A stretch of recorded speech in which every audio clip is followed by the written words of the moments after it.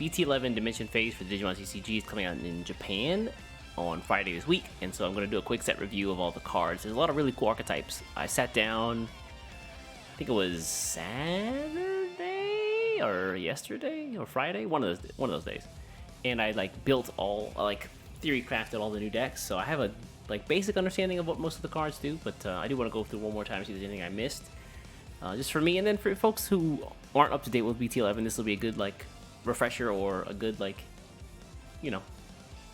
learning opportunity to get your hands or wrap your minds around what the set offers. So Sukamon for red. Whenever you have a red tamer, draw and play draw a card. I think pretty much every color got this effect. So we're gonna see a lot of the babies have this, where it's just if you have a tamer, draw a card. So this one, the only difference here is when you actually get the effect. So this one's gonna be on deletion, whereas blue is gonna be when attacking. So if you have a tamer in play, draw one. And then yellow, Sukamon has it on your turn when you play Digimon with Angel, Archangel, Fallen Angel, and a Straight, draw one. So basically what they did was they took all of the new archetypes for this set and they strapped on a draw effect to whatever the archetype does. So it seems like a really good preview of kind of what the effect or what the color wants to do. Green is, again, when you play a green tamer, draw a card. So just playing tamers for them gives them cards. Although I feel like this should have been blues, but it is what it is.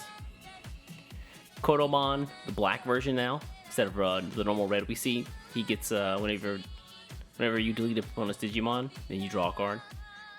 If this Digimon's team contains Greymon, then that's locked behind pretty big wall. Although I will say I really like this, with the exception of purple. Purple always getting cucked. When you trash a card from your hand by an effect, get 1,000. So you kind of have a good preview of what each color is trying to do this set. So we'll start with red as normal. Biyomon on play. Top 3 get a vaccine. This is the first time they've gone to traits. So we used to look for the type here. Now you're actually looking at the vaccine here. And then you had one red Digimon with that, and then you had one tamer. This is nice because it gives you it opens up what you can search for. And then on deletion, if you have a red tamer in play, gain 1 memory. I love the artwork for the new characters introduced here. These characters are new, right? No love for purple, even though it's the funnest to play. Yeah, I built Lilith Loop. Well, not Lilith Loop, but I built Minerva Loop, and it's pretty damn fun. I also built it's mostly yellow, I guess, a purple-yellow angel deck already. It was pretty neat. Anjouamon is actually a very strong card. So half of red is all about... Oh, the damn thing is here. I'm stupid. Half of red is all about gaining on deletion effects from the birds. But then there's also the beasts that go alongside them that kind of, I guess, fill the other half of the deck. So Bearmon is when you attack... when the attack target of one of your Digimon switches, then it gains 3,000 DP for the turn.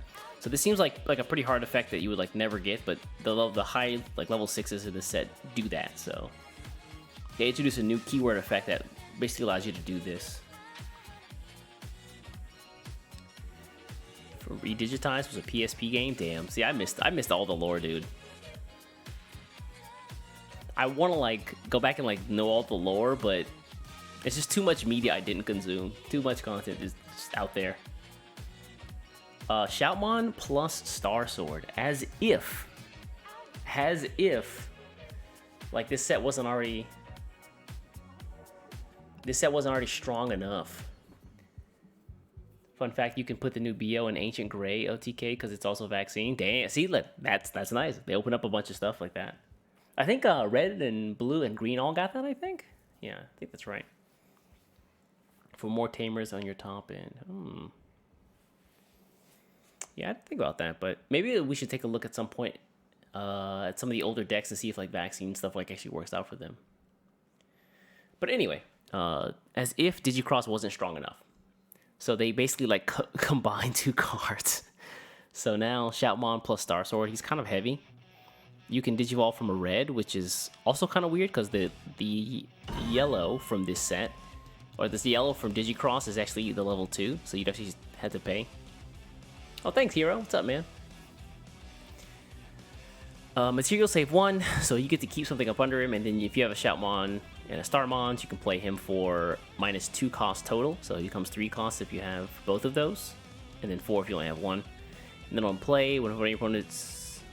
Oh, it's kind of like Dorudamon, so -3k to one of your opponent's Digimon, and then if you Digicross with 2 cards, you can delete a Digimon with 2000 DP or less. Oh, sick. I like that. It's kind of like a nice little domino effect, so it incentivizes you to actually get all the effects. So where you would just like hit a 5000 here with the -3000 effect, you could then like wipe it out with a 2000. So all those 1-cost blockers that were like released in the early sets basically just get wiped out by this guy. Also, this is really weird, like different level evolutions, and then he's also level 3. It's kind of weird to me. So that was outside of like the Biomon, Bearmon stuff, but this Grizzlymon comes back to that. And so he has Raid, not Storm. Interesting. I'm interested to see what this actually turns out to be in English, but because I feel like the Japanese equivalent is Storm, but that's a keyword effect from Shadowverse, and it's the same thing. So it's like the same kanji in Japanese. So I wonder if this gets changed to Storm. But yeah, so before I was talking about Bearmon, who can change his attack target, he gets like a buff. Grizzlymon does that, so whenever he attacks, you can switch the attack target to one of your opponent's unsuspended Digimon with the highest DP. So he just like goes after the biggest guy on the field. And then, again, his inheritance, same thing. Whenever your attack target switches, get plus 3000 more. So if you have both of these in the line, plus 6k. That's pretty wild. Xrd Music triumphant. I mean, after the weekend that they had at CEO Otaku, then kind of makes sense, right? I feel like BlackWarGreymon running around with Digicross Heart will be trying to use more than 4-cost tamers, maybe. Digicross is mostly 3-cost tamers, right? Although they did get the one tamer we'll take a look at a little bit later on. I don't know. Yeah, maybe they just use the new 4-cost, but I think you need some of the older ones to like get the speed of like being able to play out Digimon for free, basically. But moving on, Birdmon. So blocker, so it's like the defensive half of the deck, and then on deletion, you can play a red tamer with a play cost of 4. This is so big. Being able to play a tamer for free that's 4 costs is pretty wild. The only unfortunate part is you have to lose like a level 5 or higher to do it. But again, sick artwork from Takao-san. Or Takase-san, my bad. So if Bear and Grizzly have the attack switch effects, is Marsmon the one who can gain switch attacks or something? Well, Grizzlymon does it already, but I think the 5 and 6 also do it as well. So that, again, this is like, I feel like this is like one archetype that you put together. We're gonna switch back over to Digicross for a second. And we had Shoutmon X4 in BT10, and we also had Shoutmon X5, who's like the guy you want. But now they introduced like the other version, so Shoutmon X3, level 4, material save 2, start of your turn, by deleting this Digimon, gain a memory. I guess it's kind of okay. This effect is, I guess, okay because it refunds you the 1 memory. Unlike my man Differify, who did not refund this sub. I appreciate you, man. Please tell me X7 is better than X5. Let me just say this. Right now, I think it's okay to just build the base Digicross deck. I've told you, man, week after week. It's so cheap to build, too. It's crazy how easy it is to build. You can go to, like, some card shops, like random bin of cards they have. You can pretty much put that or Blue Flare together. But, like I was saying, Shoutmon X3, by deleting him at the start of your turn, you gain a memory, and then you can material save the stuff afterward. And because he has Digicross 2, he can minus his cost by 2 for Shoutmon, 2 for Ballistamon, and 2 for Dorudamon. So he becomes basically a 1-cost then. And then you get that refund whenever your next turn starts if you want.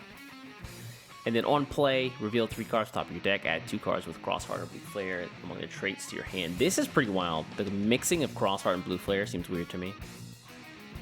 But I guess for what some of these decks want to do, they really do expand on Xros Heart in this set. So it's you can kind of put it together. X4 will be best for a while. X4 is pretty cracked. X5 and X7 are separate decks. It feels like that, Chris. It really does. So yeah, we're gonna take a quick break from Shadowverse though, and hop back over to the other red line. So again, we've got the birds who are like all the defense. So we got Hydramon here, who also has blocker, and then on deletion, you can play another tamer for 4 costs or less. It's a shame because while I don't hate this, you get full cost for decent stats, I guess. But like to get all the good effects, it has to die. That's so painful. And then the attack half of that deck is going to be BlackWarGreymon. And then he got the pepper grinder motion on his hand. All right. He also has raid. So we talked about Bearmon giving you plus 3k when you switch targets. We talked about Grizzlymon giving you plus 3k when you switch targets. So BlackWarGreymon with 7k becomes a 13k, can wipe out most level 6s with his raid effect. Like you can trade with the Hydramon, which is really big. And then on your turn, once per turn, you can change the attack target. Oh, when you change the attack target, you get to trash one of your opponent's security. That's pretty crazy. Whether you live or not doesn't matter. You just switch targets and kill something. Hey, Deception Swag, what's up, man? What's going on? There's like, yeah, there's a bunch of expanding they did with this set for a lot of the decks that are already in existence. A lot of cool things I think you can do. There's a lot of like theory crafting that pays off, where in previous sets they were like pretty like mainline, pretty straight as far as like a way to build a deck was concerned. Here they definitely open things up. Like one of the biggest things being the vaccine effect we talked about before off of BT11. Being able to just like search out vaccine is pretty big, which is like a huge pool of Digimon. So we're gonna shift focus again to Omni Shoutmon.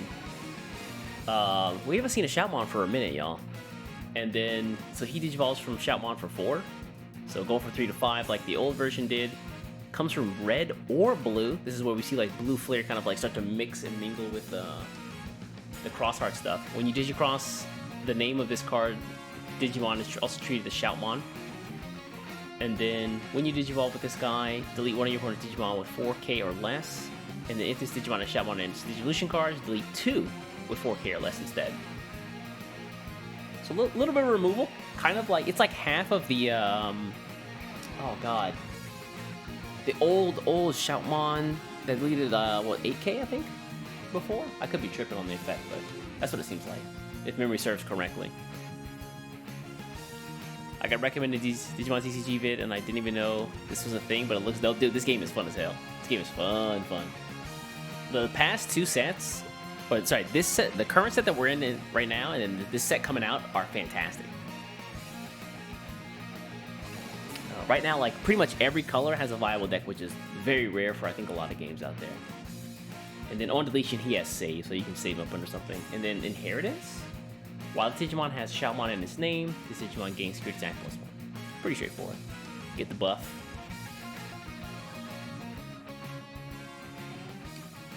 And Shoutmon DX, that was what it was, Bethany. Thank you. I think it was 6k. I think you're right. So we saw like there's like kind of like 3 lines here, maybe just 2, but it seems maybe 3. So you've got the like bird beast combo, which I think is nice because it's a really simple deck. If you're like just trying to get into the game, this seems pretty nice. And then like they're expanding on the Xros Heart stuff, and then it feels like you can almost run a different kind of Xros Heart deck here as well. Anyway, last 2 red cards are going to be the big boys for the bird beast deck that we talked about before, and it's going to be Phoenixmon. So Phoenixmon has once per turn, when a card is removed from your opponent's security stack, so if they lose the security for whatever reason, then you can activate this card, one of this card's on deletion effects. And then on deletion, you can play a red Digimon with bird, avian, or beast, or 4 sovereigns or animal in its traits, except sea animals. So basically anything that you saw on the line here, and then a lot of other beasts as well, with the exception of like anything that swims. This is so like you can't like mix the blue Beast deck and like the Sea Animal deck are like the and the red together, because that'd be pretty wild. And 3000 DP or less from your hand. Ah, I see. So you only get, so wait, that Digimon has to be 3000 DP or less? That's pretty rough. For each red tamer you have, add 2000 to the maximum DP you can choose with its effect. Oh, well there you go. All right. So you get like 2 or 3 tamers out, and then suddenly you're like playing another Phoenixmon, basically. Sick. Sick. Yeah, it's called Ho-Oh in Japanese, but I think that's like the translation, isn't it? What's up, Rafika? Hey, Psyche, what's up, man? Thanks for the follow. Why is 4 Sovereigns part of the lineup? You know, I actually looked this up over the weekend. Let's see here. I'm gonna do it in a different window. I think it's 4 I think it's just because of the way that the kanji is translated. I don't think it's gonna work. Yeah. Shit. Give me a second. This is one of my really big gripes. Is the hell just happened? Did I just like advance search to nothing?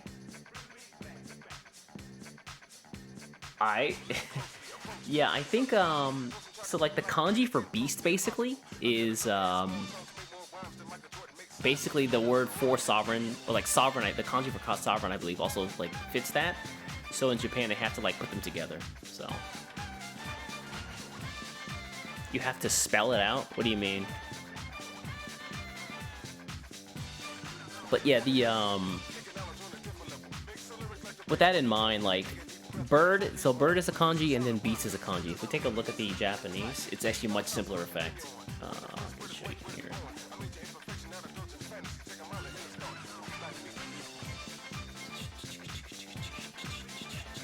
So it's a much simpler effect. Like it basically just says from your hand you can play this kanji is for bird and this kanji is for beast basically. And because they have to like encapsulate all of these for English as well, the translations get a little weird. That's really it. Like if you're ever in Japan and you want like something with chicken, basically just look for this kanji right here. Or something similar to it. Do they have a Gunimon in this? Yeah, of course. But so Ho-Oh basically like lets you play Digimon for free.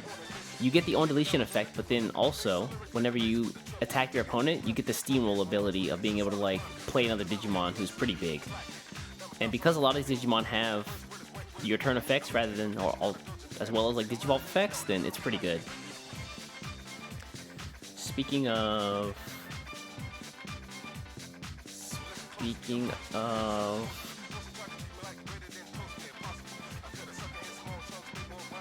yeah, more Olympus cards. Speaking of, he's not even a bird or a beast. You actually can't play Marsmon. That sucks. I guess you have to play like the bear, and then you get Marsmon after. You actually have to Digivolve into this guy. So, but he's got Raid. So the effect that we saw before, you can switch your attack to the biggest dude on the other side of the board, and then he gets like plus 6k off of it because of the inheritance effects. And then whenever you switch the target, you automatically burn a security off your opponent's side. And then he also has Blitz, so if he comes out, he's hitting something for like 18k. Like nothing lives at all. Nothing lives against this guy. And then once in your turn, when the attack target is Digimon switches, unsuspend this Digimon and gain a memory for each red tamer you have in play. So this is where the two, like the melding of the two really happens. You get you like have a bird, like a Phoenixmon come out and die, you get to drop 2 tamers. And then later on you have your Marsmon who just comes out and just starts like whacking things, and the opponent can't hide anything, so they have to stay in raising. So you can either just swing out security free, or they lose something, they have to trash the security, and then yeah, he just controls the board so well. To be fair, because of the most recent set, they kind of have to print something like this for red, because there's a blue deck that basically just says, hey, if you try to destroy me, which is kind of what red does, they either build one big Digimon, or they like destroy something on the side of the board. It's like control or like, you know, big hits. There's a Digimon who kind of like skirts those 2 effects, and so they're like, well, how do we get around like not being able to destroy stuff for red? And they're like, all right, well, just give it bigger muscles. It's like that one that one villain in My Hero Academia, just like whose muscles just keep growing no matter what. Sick effect, by the way. Sick power. The thing is, like, that effect, the plus 6k off of the inheritance only happens on your turn. So, and also whenever your attack target changes. So if you're just swinging in security, he's still at 12k. It's kind of like the nice little check and balance they have. You know, if your opponent swings on him, then he just still has 12k. Without making it, like, too busted. Alright, so a couple more red cards here. Shoutmon DX. We're going to swap back over to, like, the Xros Heart expansion line. So this guy, he's also considered Omni Shoutmon and Greymon, who we'll see in just a moment. And then on play, material saves too. So anything that's under him gets saved under your tamers. And then on play, delete one of your opponent's Digimon with a DP of 8k or less. So that's what we saw before, right? The Shoutmon DX. This is similar to the old one as well. And one of your opponent's Digimon may not attack until your opponent's next turn in. So what they did was they combined the two colors effects here, right? So blue freezes and then red like deletes stuff. So they just gave it one of each on play. Keep in mind that's not Digivolve. So you have to pay the hefty 13. or Digicross 3. So if you have Omni Shoutmon or Greymon, you can put both of them up under him when you play him and reduce his cost by 3 each. So a total of 6, making him a 7-play Digimon, which is still kind of heavy, to be honest. And then end of attack, by deleting this Digimon, gain a memory. Whew, I don't know about the new Shoutmon, man. I just wish he would choose life, you know? That's, ooh. Why is everything just killing itself? I don't know about that. I like the design, though. This guy here, Tiny Meso, sick design. He is edgy in every sense of the word. Actual edgelord. This guy probably has a Sharingan. And then, yeah, the last Shoutmon card. Super rare, one of the super rares for the set as well. Shoutmon X7. We just entirely skipped 6. We just... yeah, like, 6 is just nowhere to be found. This guy has a ton of stuff. So first off, he's 14 play cost, level 6. From a level 5 red, you can Digivolve for 6. For level 6 blue, 4. So from blue, you have to be the same level. For 5, you can go from 5 to 6. This guy has Rush. This guy has Material Save 4. So all the bullshit that I'm about to talk about can be saved again. And then on play, delete one of your opponent's Digimon with less DP than this guy. And 13k is pretty much 13, like level 6 or below. And then all turns, here's where this gets wild. For every 2 cards on this Digimon's Digivolutions cards, in his sources, he gets plus 1,000. So they actually incentivize you here to Digicross. So you Digicross with, for 2 each, Omni Shoutmon, which is the guy we saw right here. Greymon, which is the guy we just looked at. Or actually, we will look at in a moment. Ballistamon, the old stuff, Darudamon, Starmons, and Spiromon. So if you run all the old Xros Heart stuff, you put them all up under him, and you get like this big hulking dude. He becomes, what, 13, 14, 15, 16, 17, 18, 19,000? And then you can just like drop something on play. And also, yeah, he does look badass. I can't knock the artwork at all. Super sick. What's up, Concho? The idea in my mind is like this, right? So normally in Digimon, you attack with a Digimon, and that's it. It dies or it doesn't die. With the new Xros Heart stuff, the way it works is they're all like Legos. So what you can do is in a single turn, right? In a single turn, you can attack with one, and if it dies or it breaks apart for whatever reason, all the materials don't go to the trash. They get saved in like your tamers. Your tamers are kind of like your toy box, and so you can take all those pieces and recycle them into a new Shoutmon to attack again, let it explode, and then like put them back into the tamer. That's the idea. And what you can do in a couple of cases is you can actually play the Digimon down, intentionally let it die, and then rebuild it into something else that can attack again to get another swing off in the same turn. So you get multiple swings off the same pieces every single turn, which is not really possible in Digimon, outside of like purple for the most part. So it's like putting together a completely new archetype like across all the colors. So if you like that like really flexible gameplay, that's the idea. Keep in mind that to really get everything working really well, you have to have all the pieces. And so that's where like the actual deck building part comes in and becomes a little bit more difficult, I think. So if you're like a good deck builder and you can put together pieces really well, then this deck is kind of for you, to be honest. So that's pretty much all of red.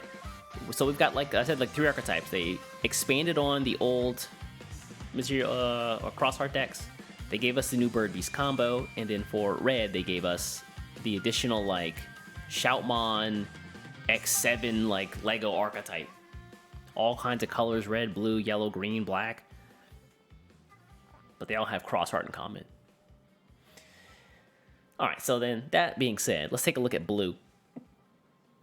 Blue gets a couple of new archetypes and some support for older archetypes as well. The first one's going to be Gaomon. Again, really good artwork. I love Takase's artwork here for the new the folks from, what is it, Redigitize, you said? On play, kind of like the Biomon from Red. Gaomon is kind of like the blue version of that. Oh, never mind, I'm tripping. Just kidding. No, he just gets Galgamon. My bad. Not vaccines. Sorry, I lied. So you look at the top 3 cards of your deck, grab a Digimon with Galgamon in its name and like a blue Tamer, and that's it. So the Tamer I think is more important here because there's actually not a lot of Galgamons out there, you know. And then on the Inheritance, when attacking once per turn, if you have a Tamer in play, return one of your most level 3 Digimon to their hand. This is kind of good, but you know, blue's never had very strong removal. Snow Goblinmon, great artwork. Thanks again, Koki, as always. Thanks for not making it look weird like you did the Altar Hydramon. I appreciate you. But yeah, this is a vanilla. Ah. Dracomon. Yes. Oh yeah, before I talk about Dracomon, you're right, Apollo. There's only like 6 Galgamons out there and half of them are black, so. Like the black Galgamon line is kind of just meh. And then the other blue line I took a look at is kind of also just meh. It's like Digiburst, and Digiburst has not really seen a lot of like play for a minute. So you like really gotta like Galgamon to get this deck off the ground. So Dracomon, like before, Digivolves from Babydomon for 0, like all the other ones basically. And your turn once per turn whenever you play Digimon with Dramon in its name. Or Blue Flare and its traits draw 1. That's important. Blue Flare, which is like probably the strongest blue deck there is right now, kind of has this like weird thing where they only can run like 4 level 4s, or like 6 level 4, something like that. So this gives them some actual more support for the deck, which is fantastic. And then additionally, on Inheritance, whenever you play another Digimon with Dramon in its name, or Blue Flare, it gains a memory. So, Blue Flare just getting things that are free.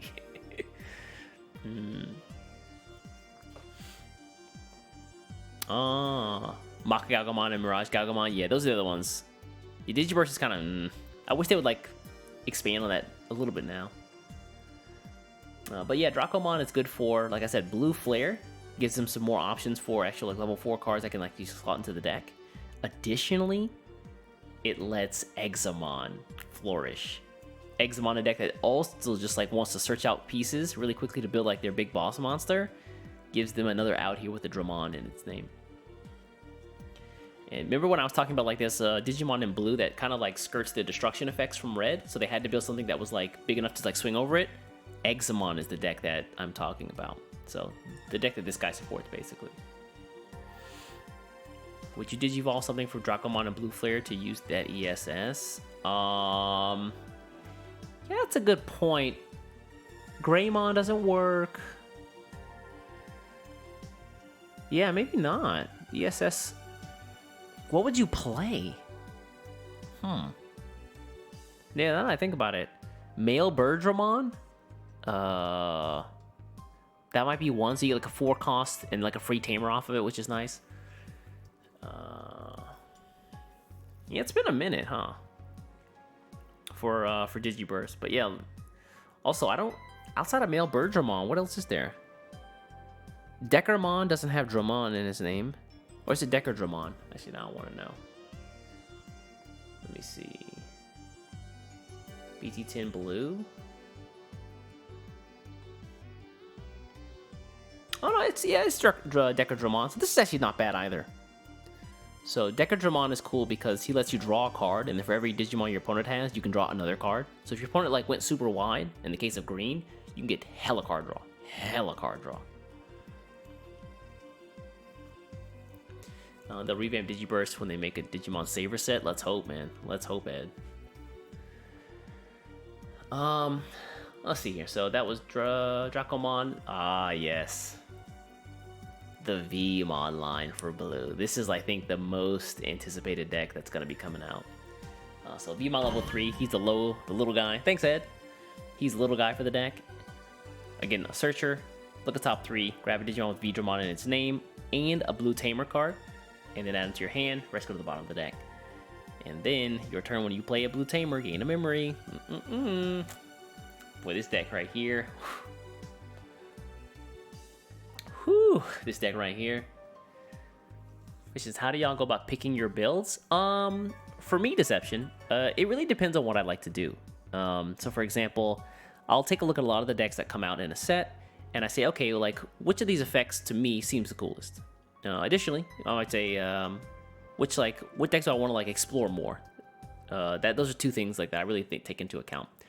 So when the most recent set came out, I said, oh man, I think yellow looks really cool. They're like archetype of being able to play these really big dragon Digimon for like a turn, and then later on getting effects off of those dragons when they're in the trash or in the graveyard. It's really cool to me. Another one was like, oh man, red black, which is a deck I built myself, was like really cool control tools that like really stops a lot of the stronger decks in the meta, in my opinion. Let me try to see what I can do there. So I explored that a little bit more. For me, that's how it works. Speaking of things that I explored, Penguinmon is one of the cards that supports a deck that I tried out like a couple weeks ago, maybe like 2 weeks ago. Didn't really work out, but Penguinmon hopefully gives a little bit more robust effectiveness. On play, you can grab one blue level 3 Digimon card or one Digimon with Aqua or Sea Animal in its name from your traits and add them to your hand, and then draw one after that. So what this deck does, there's a deck that's basically nothing but like Seadramon and then like sea animals. And what it aims to do is to build like one big stack, and then from up under that stack, what you can do is you can use the effects of like the guy on top to like play Digimon from up under him. So he kind of like multiplies with the pieces up under him, and then those pieces that when they drop into new Digimon allow you to like get extra effects. I tried it out, a little clunky, so hopefully Penguinmon helps out. Moving on, Galgamon. So we're going back to the Galgamon line here, and then again, pretty basic card, 2/5, 5k. When attacking, if your opponent has 8 or more cards in hand, gain 1 memory. For folks who are really unfamiliar with Galgamon, or the Galgamon set, they really focus on like how many cards you and your opponent have in hand. So this is one of the big things for the deck. If your opponent has 8 or more cards in hand, then you gain a memory. And because a lot of decks right now are pretty much set up to draw a ton, there's no reason not to draw a lot of cards in a card game, you know? You're pretty reliably going to get this effect. The problem is you only get it when you're attacking, so at only 5k DP, you're probably not going to make it. And then on Inheritance, if you have a Tamer in play, one of your opponent's level 3s go back to hand. So again, similar to the other guy, the other Galgamon here, or the other Galmon here, being able to just send back the babies back to their hand. Does anybody else think that this is like a double-edged sword, though? Like giving them on-play effects over and over again? I don't know. I've always thought about that, but... While you mull that over, we'll take a look at Hyogomon, who's just frozen Goblimon. Again, a little vanilla here. Doesn't really do much. Cheap Evo cost, though. And then Veedramon. This is probably my favorite artwork, or like the funniest artwork in the entire season, or the entire set. It's just like, Coach, what do I do? He looks up, this bitch playing on her phone. And the little dude here, this is like, Sasai is untouched. Such good artwork. Right? He's about to get it like, Coach, what do I... This bitch. So Veedramon here, your turn once per turn, draw 1 whenever you play a Tamer. So a lot of older cards had like get +1 memory. This one gives you a card, which isn't awful. And we'll see why when we get to like the later parts of the deck. And then on Inheritance, you get the effect I just talked about when you play a Tamer, gain a memory. So again, back to Mock Gaugamon. Shout out to the swag shades here. And then full stats, 7k. This Digimon gains blocker and 2000 DP for every 4 cards in your opponent's hand. This guy could have triple blocker. That doesn't mean anything, but he's got 3 of them. And then finally, Inheritance. All turns, once per turn, when an effect adds 4 cards to your opponent's hand, unsuspend this guy. Oh, sorry, a card, not 4 cards. Jesus Christ. Who's drawing 4 cards like that, though? Outside of purple. Yeah, Veedramon gets that backhand ready. It's coming, trust me. Oh, I didn't even notice. This is so sick. He's got the belt. That's gangster. I love this. This is so sick.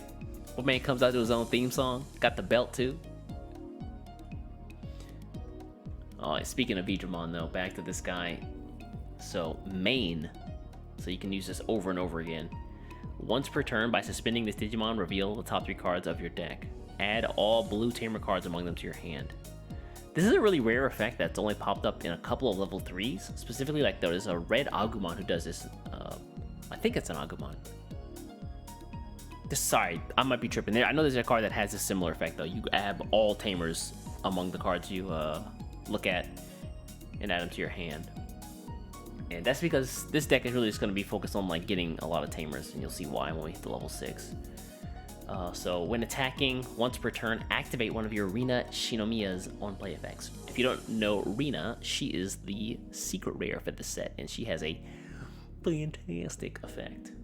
We'll talk about her when we get there, though. So far, we've only really seen, like, the Gaomon line and the Vmon line, with, like, some sprinkled in support for Sea Animals and Examon. We're going to take a look here at BlackWarGreymon plus Cyber Launcher, which is part of the Blue Flare deck. This guy he's considered BlackWarGreymon and Cyberdramon, which were cards that were released in BT10, the last big set. Armor Purge, which is fantastic, let this guy live. And then on play and on Digivolve. So you can see here from a level 4, you can pay 4 to go up to a level 5, this guy here. Or from level 5, you can just pay 2. So, like I said, on play or Digivolve, you can place one Digimon with Blue Flare and its traits from your hand under one of your tamers, or under one of your tamers to the bottom of this Digimon's Digivolution cards. Then return one of your opponent's level 3 Digimon to the bottom of its deck. This secondary effect is not so important. The really important piece here is that you get to take another Blue Flare card and put up under him. The level 3s being there don't really matter because this deck kind of like, its main way to like remove cards is to basically just like freeze them in place so they can't attack. So this effect it's alright, but it's meh. And then if this Digimon has Cyberdramon in its Digivolution sources, which is a card we talked about in BT10, then return a level 4 or lower to the bottom of your opponent's deck. Again, not super useful, but it's not awful. And then again, he's 8 cost, but if you can reduce his cost by 2 apiece, so by a total of 4 if you have a BlackWarGreymon and a Cyberdramon in hand, and then he becomes a 4 cost level 5. So this makes things a little awkward for Blue Flare because before people didn't really run like Cyberdramon like that. Maybe you ran like 1 copy of Cyberdramon just to get its like occasional effect of being able to unrest a Digimon by like adding him up under one of your Blue Flare sources and paying through memory. But outside of that, he's not super useful. He kind of like clogged up the deck. So maybe we see the inclusion of more Cyberdramon and Blue Flare now, just for this card alone. Who knows?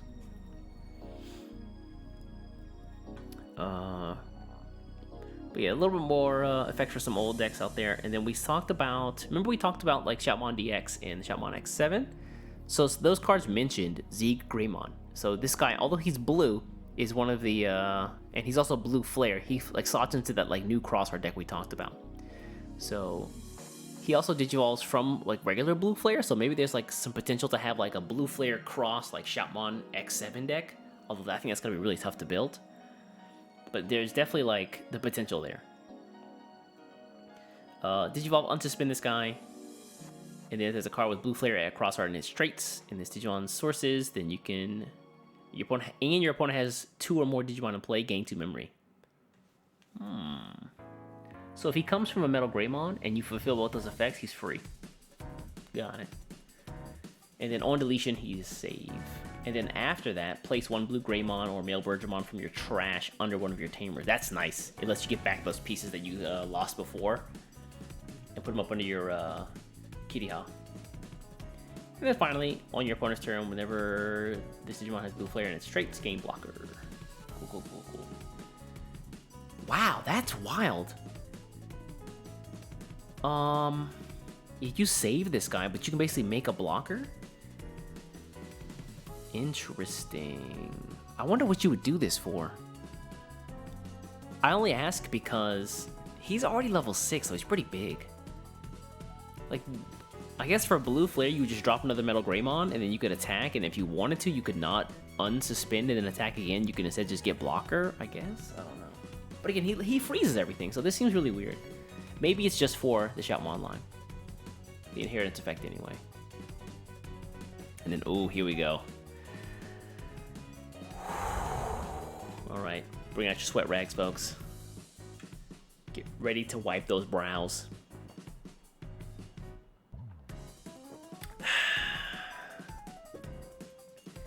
UlforceVeedramon. This is the guy. So, in the past sets, all of the Royal Knights, all of the Royal Knights have gotten a lot of love except UlforceVeedramon. I know because I ran the old UlforceVeedramon, and in the past like 3 sets, he's the only one that wasn't really like put in for any reason. Now we see why. They were saving the best for last. You may play one blue tamer from your hand without paying its memory cost. No restriction at all. Just play a blue tamer for free when you digivolve this guy. And that's kind of fair because he's a 4 cost. Additionally, on your turn, when you play a blue tamer, unsuspend this guy. Cool. Second attack incoming. And then on your turn, once per turn, whenever this Digimon becomes unsuspended, so whenever you pop him up, upright one more time, return one of your opponent's level 3 Digimon lower to their opponent's hands. Increase the maximum level of this effect by 1 for each tamer you have in play. So if you have one tamer in play, you can bounce back a level 4. If you have 2 tamers in play, you can bounce back a level 5. If you have 3 tamers in play, you bounce back pretty much anything in the game. And if you have 4 tamers in play, you probably have already won. Let's be real. The difference here between these 2 effects is, of course, what they do, but one of them is once per turn. So the bouncing effect is once per turn. But the unsuspending effect is not once per turn, which is real important. So as long as you have tamers in hand, you can keep unsuspending this guy. And we'll take a look at what that means with Rina in just a moment. So last card I want to talk about for like the regular blue set outside of the secret rares is going to be Mirage Galgamon. When digivolving, return one of your opponent's level 5, so lower to their hand. If no Digimon is returned by this effect, so basically if you can't get the effect off, and then instead of just like burning the effect and getting nothing, your opponent has to add the top card of the security stack to their hand, which is kind of a head-scratchy effect. I feel like yes, of course they lose the security, but it's like, why do they get it? Like, why can't you just put it at the bottom of the deck or something? Yeah. I don't know. I don't know if I like how you remove the security in that case, because you still give them like access to it. And then all turns, once per turn, when an effect adds a card to your opponent's hand, gain 1 memory for every 4 cards in your opponent's hand. This is pretty good though. Like, this effect here is actually pretty bonkers, because again, if most games your opponent has like 12 cards in hand, because there's no hand limit in this game, so basically what you do is they draw a single card, and for example, the Digivolution effect here, and suddenly you gain like 3 memory. So it's like, well, okay, cool, my turn's over, I suppose.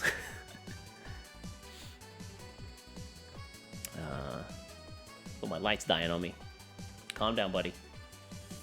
Uh-oh. Alright, so what I'm going to do is, normally I would continue with yellow, but I don't want to go away from UlforceVeedramon for too long. So I'm going to swap it up a little bit, and we're going to straight to the secret rares. Rina Shinomiya.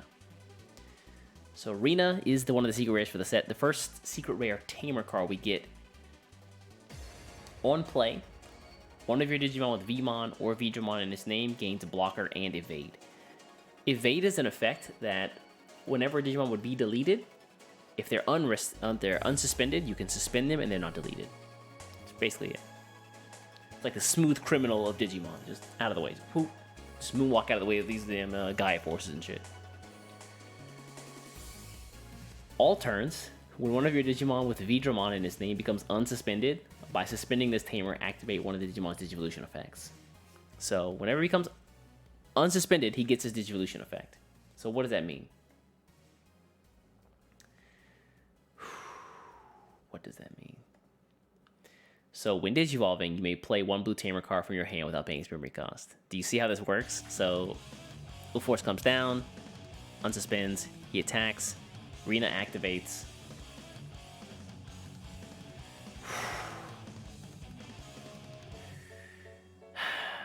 Becomes Rena activates, they can unsuspend again and then do the same thing over and over. It becomes a loop. So the idea is to like amass as many Renas as you can, get your UlforceVeedramon out there and just like murder your opponent. There's actually a cheaper combo out there if you can use the UlforceVeedramon 0, which I'll cover in a different video. But also, again, if these two effects weren't already enough, blocker and evade, by the way. Once on your turn, when one of your blue Digimon unsuspends, gain a memory.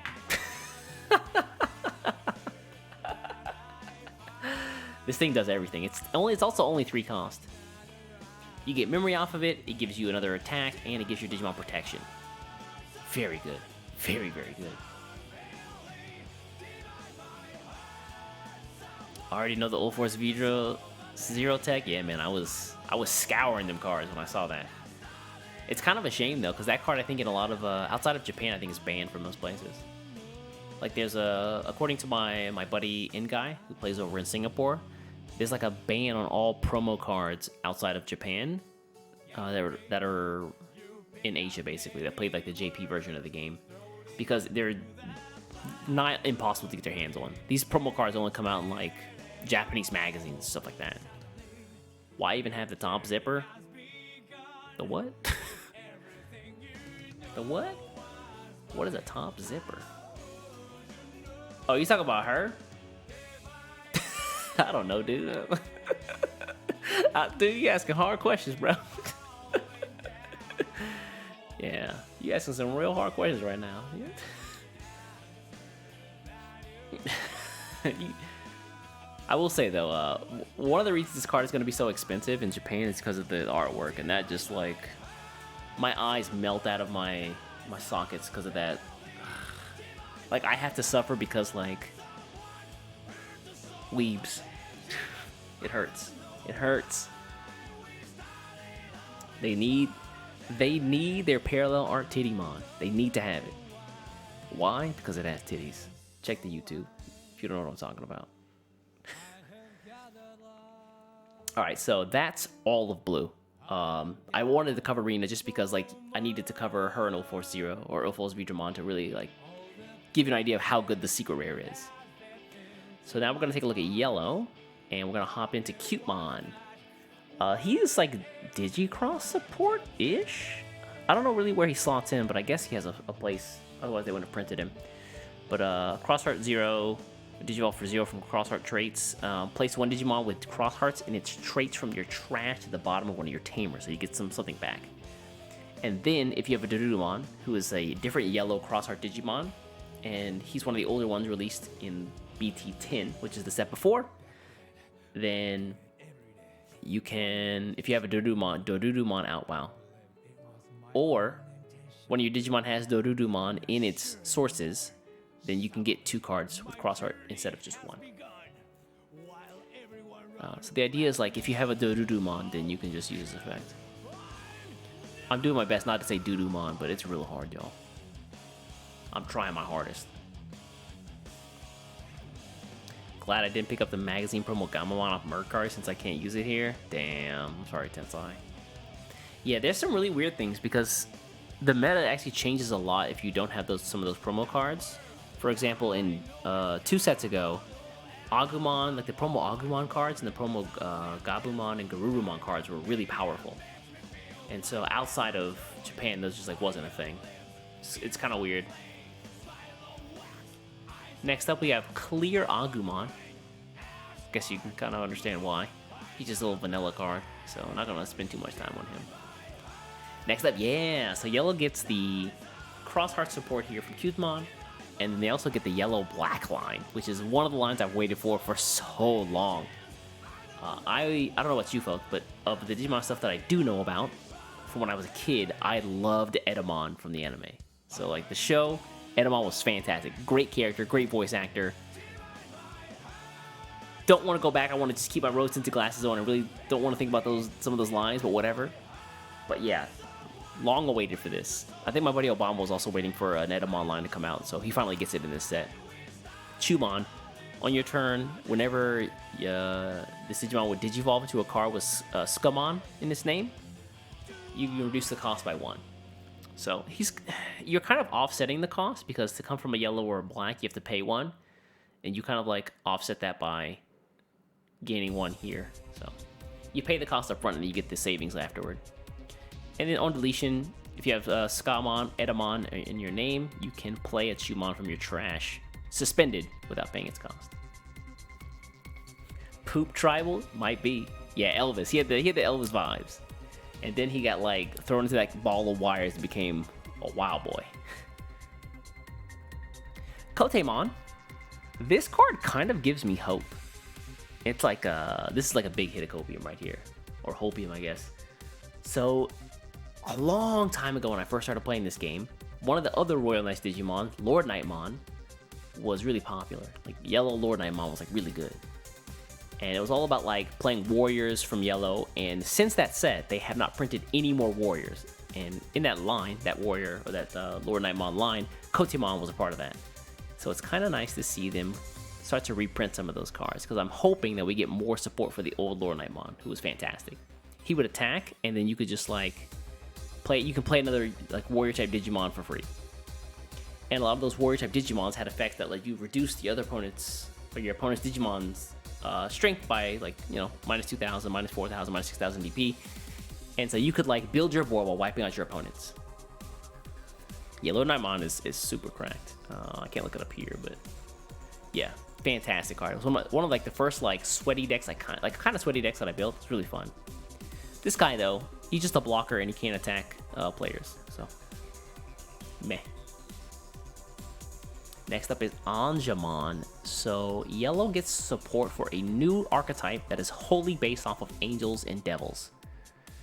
Angemon, you see he digivolves from a yellow or purple. Yellow's the angels, purple's the devils. On deletion, if you have a purple Digimon or purple Tamer in play, you can play one Devimon from your trash without paying its cost. So your Angemon dies, your Devimon pops out. What's up, Ari? I see you, man. How's the Digimon secondary market? I would not know because I'm playing the game. That market watch stuff, man, makes me want to gouge my own eyes out. Centaurmon. When digivolving, you may place one of your other yellow Digimon on top of your security stack face down.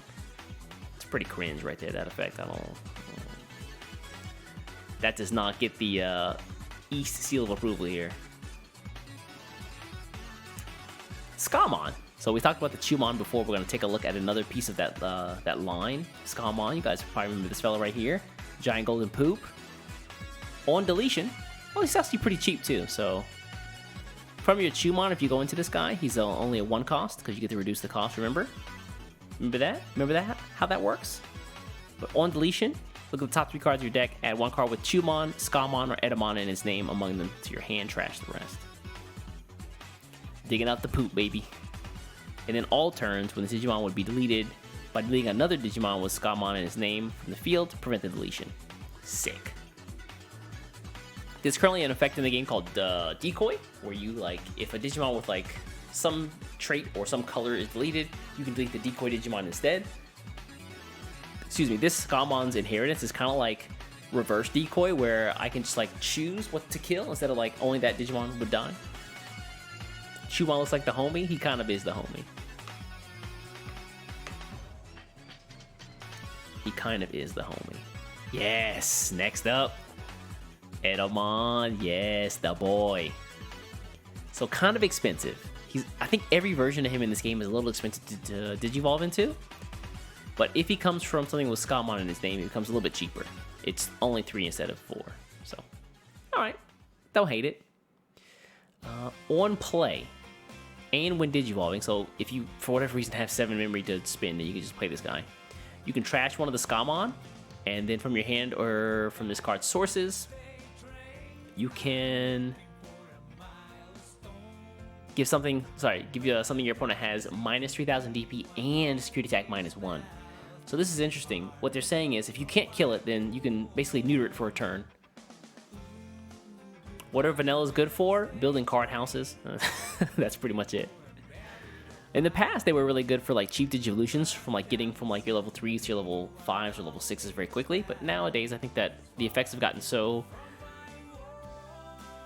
powerful that you can kind of skirt those vanilla cards and just like gain abilities off of the effects. Also, yeah, they also sometimes have like higher power. So what you'll see in some cases is like really aggro decks will run the really powerful level 4s because they can swing over most security cards and not be destroyed. So you'll see something like a black like Bloomlordmon or something like that who's like 7,000 or 8,000 DP, but he's like really cheap digivolve cost. So you pay 2 and you get like this thing that you keep swinging over and over again. And if your opponent is like trying to like find their combo or like put together a combo, they might have to spend resources otherwise to get rid of him. So yeah, not bad.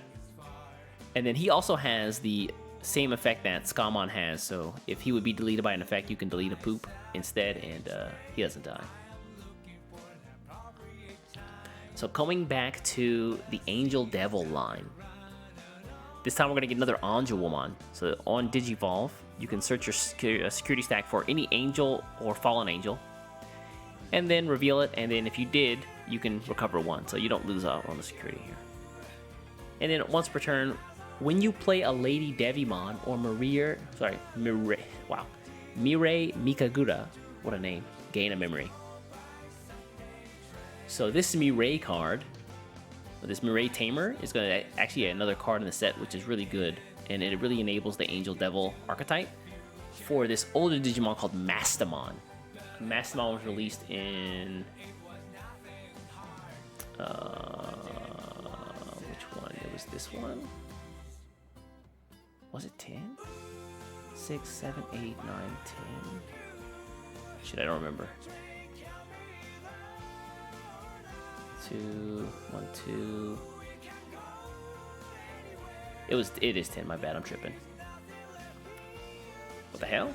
Oh, nothing blue, my bad. So this deck was all like purple yellow.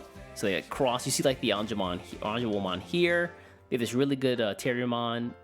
They also have like the Lady Devimons, but this was like the key card for the deck, which is Mastamon. Mastamon does a ton of stuff, but it requires you to have 2 level 5 Digimon on the board, which is really hard to get in this game. Most of the time, you're just like trying to get like 1 level 6, because if you have a level 6 on the board, the effects are really good.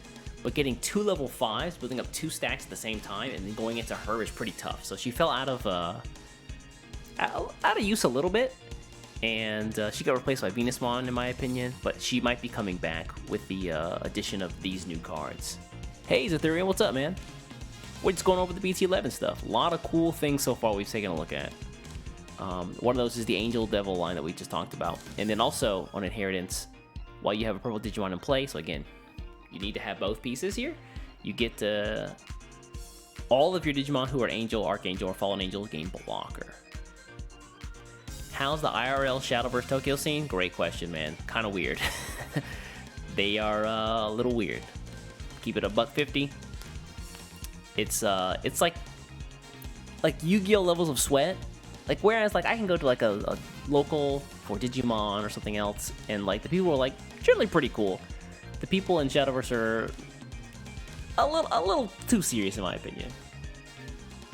Yeah, I think Chris had the same experience. So I talked about before how they have the Hydramon line, but also, and maybe this is probably the king of the actual deck, you got King Sukamon. So while Hydramon is really cool, I think King Sukamon is probably the better effects. So again, like Edamon, he comes from a Sukamon for cheaper. Normally it's 4 cost, but this guy's only level 3. And then again, on play or Digivolve. Such a weird effect. I don't know why. What's up, Fenton? If your opponent has 16 or more cards in their trash, or if you have 3 or more cards with Sukamon in their name in your trash, you're probably going to get this secondary effect rather than the first one. 16 is kind of a weird number to have. I don't know why. Then you can basically transform one of your opponent's Digimon into poop. So, first time this has ever happened in the game where you can actually transform a Digimon, at least in my recent memory. You can basically make a 3000 DP piece of crap. And then, like I said before, Edamon allows you to give something minus 3000 DP, so you can basically like delete the crap if you have both these guys out. And then additionally, whenever this card attacks, for each other Digimon with Sukamon and its name in play, he gains security attack +1. So you immediately get like security attack +1 off of your opponent's Digimon getting transformed into something. And then if you have any others in the deck, then you gain like more security attack. The problem is the little, you see the space right there? You see that? You see the space? You see that little problem right there? Bro, this guy is built like a Taco Bell shit. He is not good. Like, bro, he is runny. No solid like attack power. It's pretty painful at 6K. And then similar effect to Edamon, where whenever he be deleted, you delete some other poops instead. My man is built like a Taco Bell triple bean burrito. Not solid. What's considered good attack in this game? I mean, if it gets like 12K, you can pretty much swing over almost anything. 13, I think, is really solid. Like, really, really solid. But 12K, I think, is enough. So, fantastic effects. Just, my man really needs to hit the gym. And then finally, Metal Edamon. Yes. With the grilled up Metal Edamon. Built like, damn, what's that? You guys ever seen the Goofy movie? Who's the singer in that movie? That's basically what this guy reminds me of with the glasses. But on play or on Digivolve, again, if you're giving away 11, that's pretty wild. But look at top 4, and then you can play any number of cards with Chumon, Sukamon, or Edamon in their name with a total play cost of 7 or less without paying their memory cost. Pretty neat. Was that Power Line? Let me see.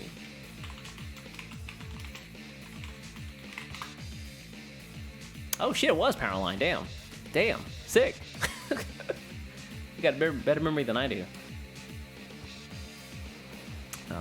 So yeah, he lets you like widen up the board, get a bunch of effects. You can get the steamroll off of the other like Edamon effects or King Sukamon. Also 7, yeah. So you can get like Metal Edamon out there, and then like if you top a King Sukamon, you can just play it out for free. And because his effect is on play or Digivolving, you can get this and turn something else into poop. So pretty good. And then the last yellow we're gonna take a look at is Clavis Angemon. Clavis sounds like your country cousin that you don't really talk to very much and blinks like one eye at a time, but he's all right. He's only uncommon, so he's probably not gonna be a big game changer. But he's not even an angel, which is kind of sad. When Digivolving, if you have 5 or fewer security cards, recovery 1, so pretty much always gonna be able to recover. But he's a 4-cost Digivolve for recovery 1, and then whenever a card is removed from your security stack, one of your opponent's Digimon gets minus 4K for the turn. Not that big. It's kind of unfortunate. Goofy movie songs were so underrated? Absolutely not. Absolutely not. They are goated songs, and I think everybody knows that. I think there was a couple weeks back. You saw the I think it went viral. The picture of the guy who went out to like Coachella or some shit like that, like some music concert, is dressed up as Powerline, and he like did the dance and everything. It's pretty wild. It's actually pretty wild. And he was hitting them shits too.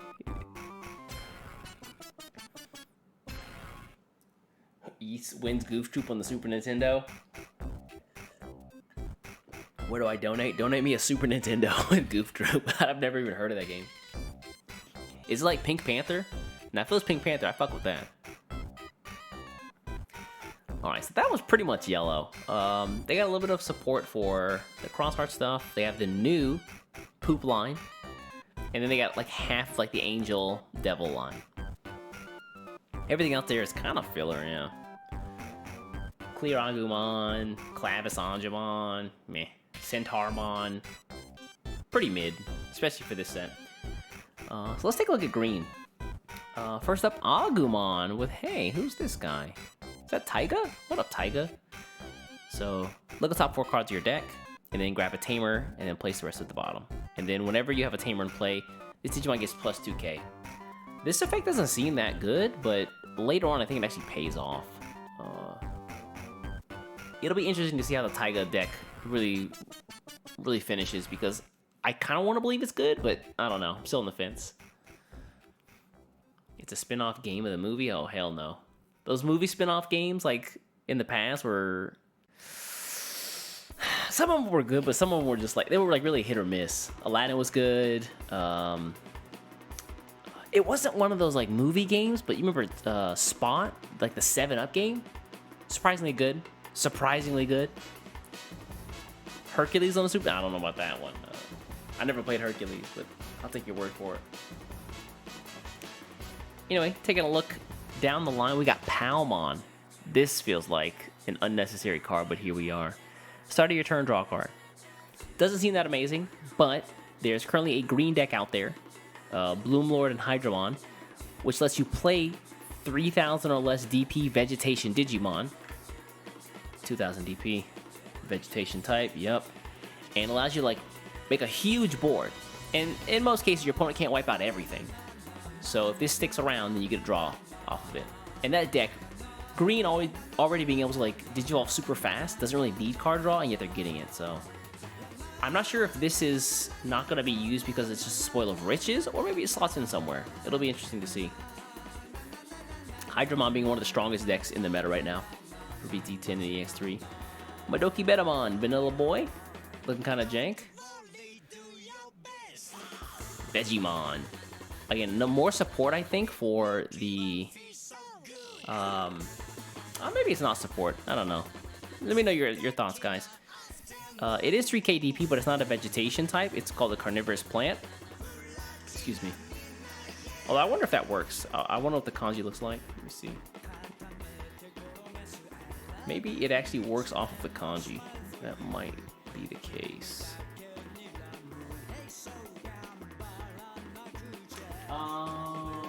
No. I don't think that's vegetation. It's hard to read. But I don't think it actually has vegetation in its type, so it probably doesn't get the bonus off the effects. And that's probably a good thing, because at the start of your turn, instead of draw a card, you gain a memory, which is pretty busted in my opinion. It works? I couldn't really make out the kanji because it's kind of small to read from here, but I'll definitely take a look again. That's pretty wild if it does. Yeah, it says a type, but like plant, like this is like the English like unofficial translation. The Japanese is like if it has vegetation in its name, you get a bonus effect, but I can't read it because it's too small here. The kanji's like it's just like a block of like white. But if you guys said it works, I'll definitely check it out when it drops on Friday. So honestly giving Hydramon more support seems pretty wild considering how strong it already is. It's like top deck, if not top 2. Ninjamon. What's up, my ninjas? When you play as Tamer, suspend one of your opponent's Digimon. Meh. Feels like Ninjamon in like every iteration is kind of just like getting cucked.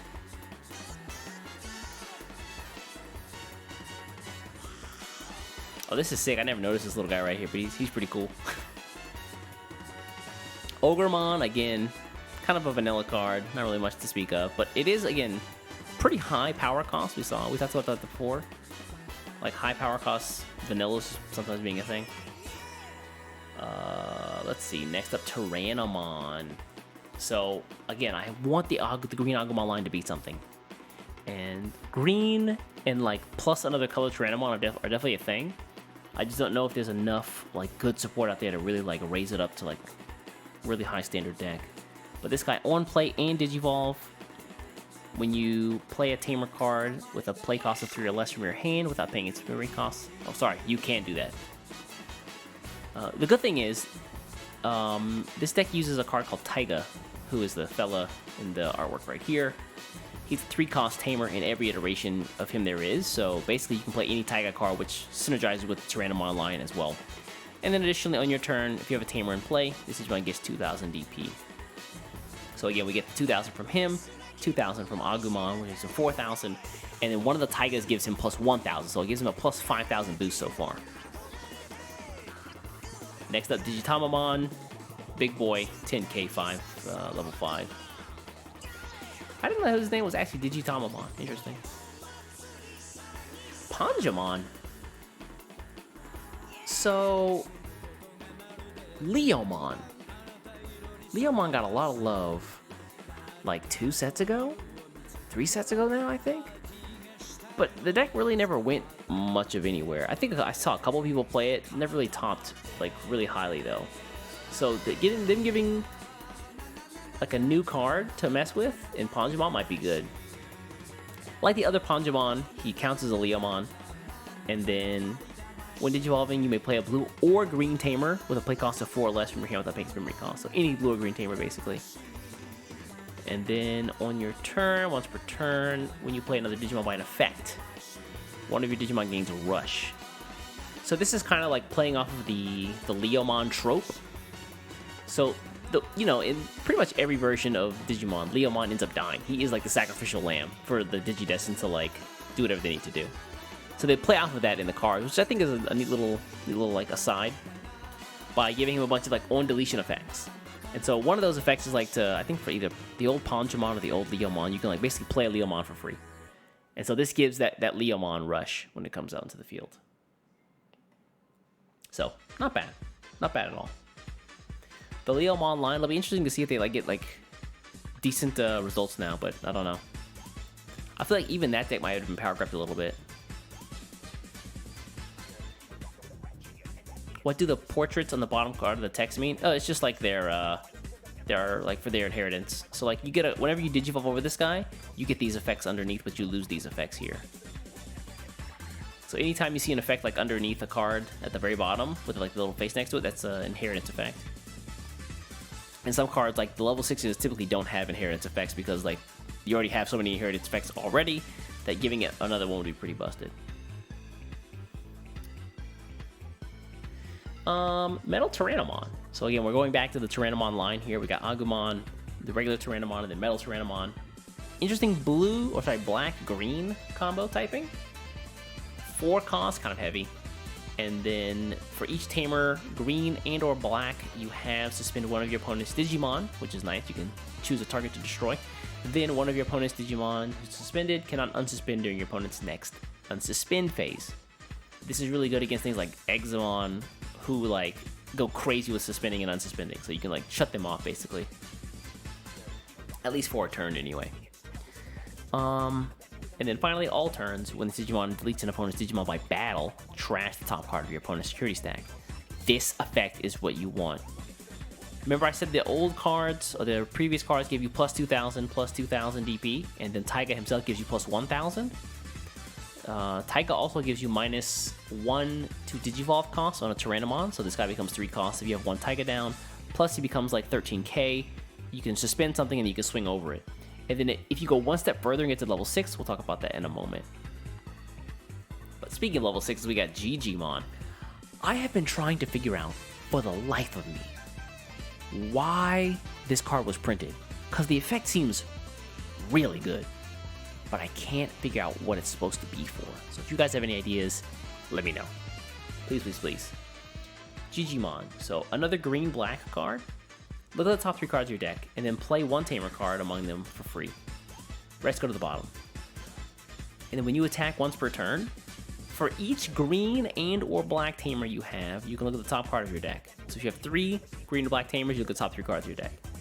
And then you can play any number of green and or black Digimon from those cards you looked at with a play cost total of 10 or less without paying any memory.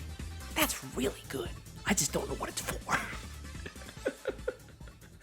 I just can't figure out like what I would use that for. Like, there's got to be a combo out there somewhere because this card's are super rare, so they wouldn't just like give this to anything. And I feel like this effect seems like good enough. Like it seems too good to be like a mid effect. You know what I mean? Tyranno, really? I don't know. It feels weird to go into this guy instead of like a Rust Tyrannomon, you know? Speaking of, we'll get there in a moment. Tidamon? I never know the actual pronunciation of this card, so we're gonna go with Tidamon just for posterity's sake. Piercing, so he hits something and then still checks security, and then on Digivolve, you can trash top 3 cards. Sorry, you can trash 3 cards in your hand. Oh, interesting. And then for each card you trash, suspend one of your opponent's Digimon, then gain a memory for each of your opponent's suspended Digimon. That's pretty interesting. This card, for an uncommon card, seems pretty cool. Tidamon? Yeah. Is it? I always thought, yeah, I guess that makes sense, yeah. Tidamon seems like it just has, you know, titties, I don't know. But yeah, gaining the memory off of your opponent's rested Digimon seems pretty good. It's very Hydramon-esque, if you know what I mean. So I think that's always alright. But it's only Digivolution, so not every turn. Just one and done. This card, man, I don't know. I think they just had to, like, really fill out green, and that's why... Commander Ander, what's up, man? Shout outs to the Tittymons out there. If you know, you know. But the green in this set, man, is getting so many weird cards. Like, this feels like really, like, estranged filler. So, Hercules Kabuterimon? Like, no other card, like, really supports this. I guess you could say, like, the green X-Antibody line was, like, kind of for this. But Grandis is already good enough. And this guy gets security attack +1. And when he digivolves, if you have a Hercules Kabuterimon or X-Antibody in this card's sources, return one of your opponent's suspended Digimon to the bottom of your opponent's deck. The removal is very good, I'll say that. Just, taking something and putting it to the bottom of your opponent's deck is really, really strong. But Grandis, still maybe too good. It's a shame, too, because whenever people are like, you know, I want to pick up this game, I want to get one of the starter decks, what color should I get? One of my early answers when the game first came out was like, hey, if you can, if you're only like picking from like the base starter decks, go for the green one. Which one is that? Looking black. This one here. This Hercules Kabuterimon is not a bad card, even by today's standards. He basically has hit through, so piercing, kind of like this one right here. Oh no, he didn't have piercing, my bad, just kidding. I'm lying. He has piercing, so he's like the Tyrannomon. If he hits something, he still checks the security. And then you can Digiburst 2 and then rest something. That's pretty good. So the idea is like you guys should go into like Hercules Kabuterimon, rest something. You can hit through it, I guess, or you could just Digivolve into this guy for 1, and then like you can take that rested card and just like put it at the bottom of your opponent's deck. So again, still kind of weird though. I don't know. I'm not a big fan of this card, but I guess it exists now. So. Alright, and the last card for green is actually going to be the Rust Tyrannomon that I talked about. So again, we said that, you guys said that Gigimon was kind of useful for green-black. I feel like this is the guy you want more, right? Kind of heavy at 5. It's whatever. 13k is a good number to be at. He's going to get, remember, he's going to get plus 5k minimum.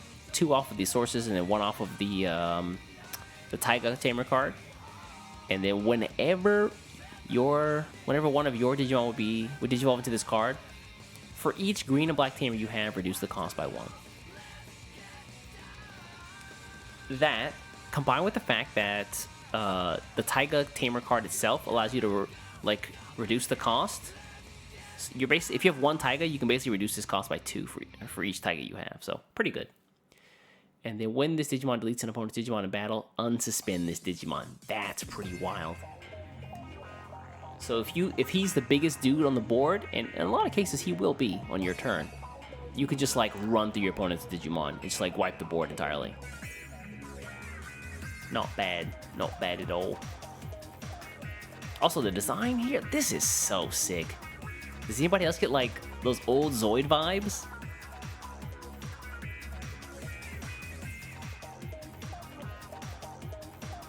Yeah, if you have Taigas, like this is the guy.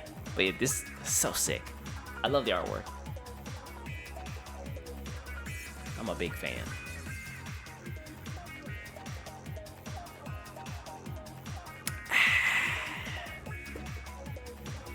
Alright, so that's pretty much green.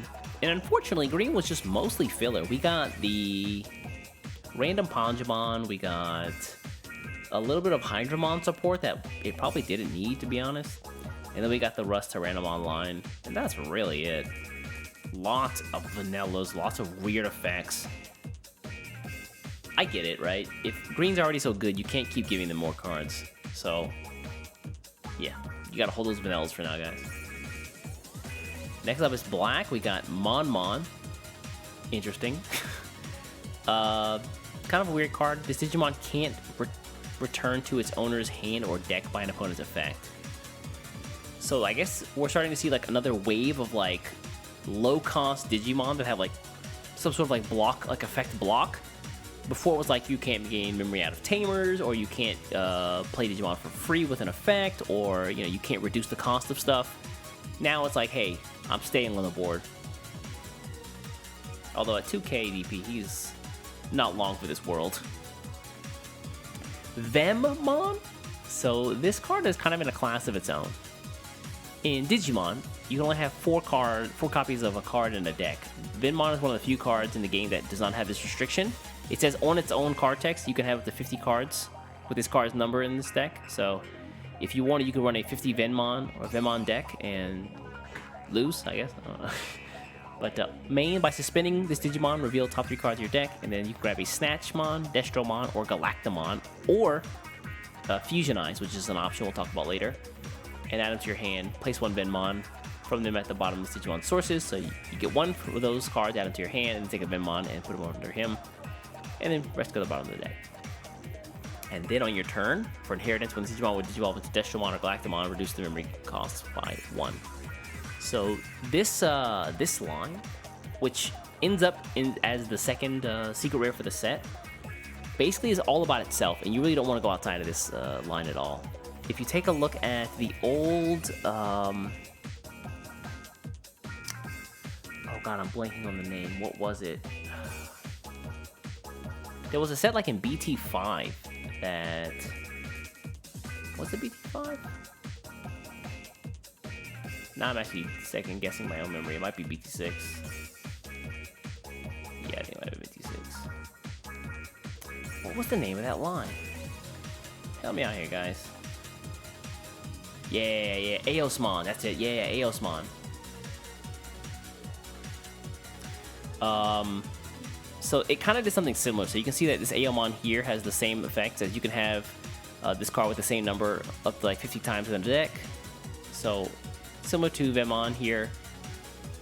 And then whenever he digivolves into something else, you can reduce the cost. So all about searching out the pieces you need and then getting into them very quickly. Meanwhile, we have the one true black deck, the one king of the black decks, Agumon X-Antibody Black.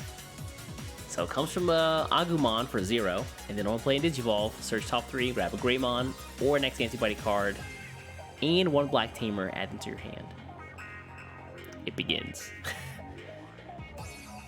And then on all turns, if this Digimon has Greymon or Omnimon in its name, and it would be deleted by an effect, or return to your hand or deck, you can return one X-Antibody card in this card's Digivolution sources to the bottom of your deck and prevent it from leaving play.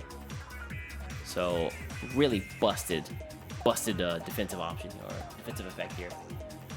There was a red one before, like the red Greymon X-Antibody, which like lets you like remove 2 cards from this thing's sources, and then you could not be deleted by an effect. But this right here hurts. Like you only have to remove 1 card, and it already searches out more. Like gives you a tamer and an X-Antibody or Greymon, which is pretty wild. Oh, Garymon. You guys remember the Sukamon deck we were talking about? I think this guy slots in there. This guy counts as Numamon, and by trashing on play, you can trash a card with Numamon, Sukamon, Nanimon, or Edamon in its name from your hand and draw 2. So that yellow-black deck we saw before, this guy slots in a little bit. Nanimon is a weird inclusion here. It makes me feel like they're going to include more support for this deck in the future. Because the old Nanimon is not that great. It has a security effect, but that's really about it. Alright, back to X-Antibody greatness. Greymon here. 3 cost. Level 4 is pretty painful. But he comes from a Greymon for 0, so it's alright. It feels like in this set they like tried to balance it out, but it still ends up being pretty good, I feel. And then when this Digimon would digivolve into a card with Greymon in its name, reduce the Digivolution cost by 1 for each color of that card. And because there's a black and red Greymon, you can reduce the cost by 2. And it becomes, instead of a 4 cost Digivolve, it becomes a 2 cost Digivolve. This is essentially Deltamon right now that exists in the game. Same Digivolution cost for 3, but it has the same like reduce the cost for multicolored Digimon. So yeah, and then he has the same effect as the Agumon does. So if you get rid of the Agumon, then you still have the Greymon on inheritance. Drop a card from the sources and then don't delete it or remove it from play. Someone correct me if I'm wrong, but I think that in the I didn't know this was a thing until very recently. But if they made they had like a Digimon like Dex, like its own website, and it feels like this card and I think also Galactamon were made for that. Correct me if I'm wrong, but I think those two Digimon did not exist. In the first place they have existed is the actual card game. So I think that this and Galactamon got an entry like very recently for the first time. They wouldn't make the alternative cost 0. Well, well, they tried. Oh, so we're gonna take a look at the Vemon line, like before. So this one is level 4 for that line, which is Snatchmon. And when you digivolve into this guy for 3, you can place 2 Vemons from your trash to the bottom of this card's sources. And then if you have 4 more sources, then you can return 1 Fusionize, which is the option card, from the trash to your hand. So you can kind of start to see like what this deck wants to do. Put pieces up under him and then like throw stuff in the trash at the same time. Galactamon is from Digimon World 2 or 3. Really? Damn, I didn't even know that. Seriously. Why did it only just get like an entry then? Unless I'm tripping, I just didn't notice it was there.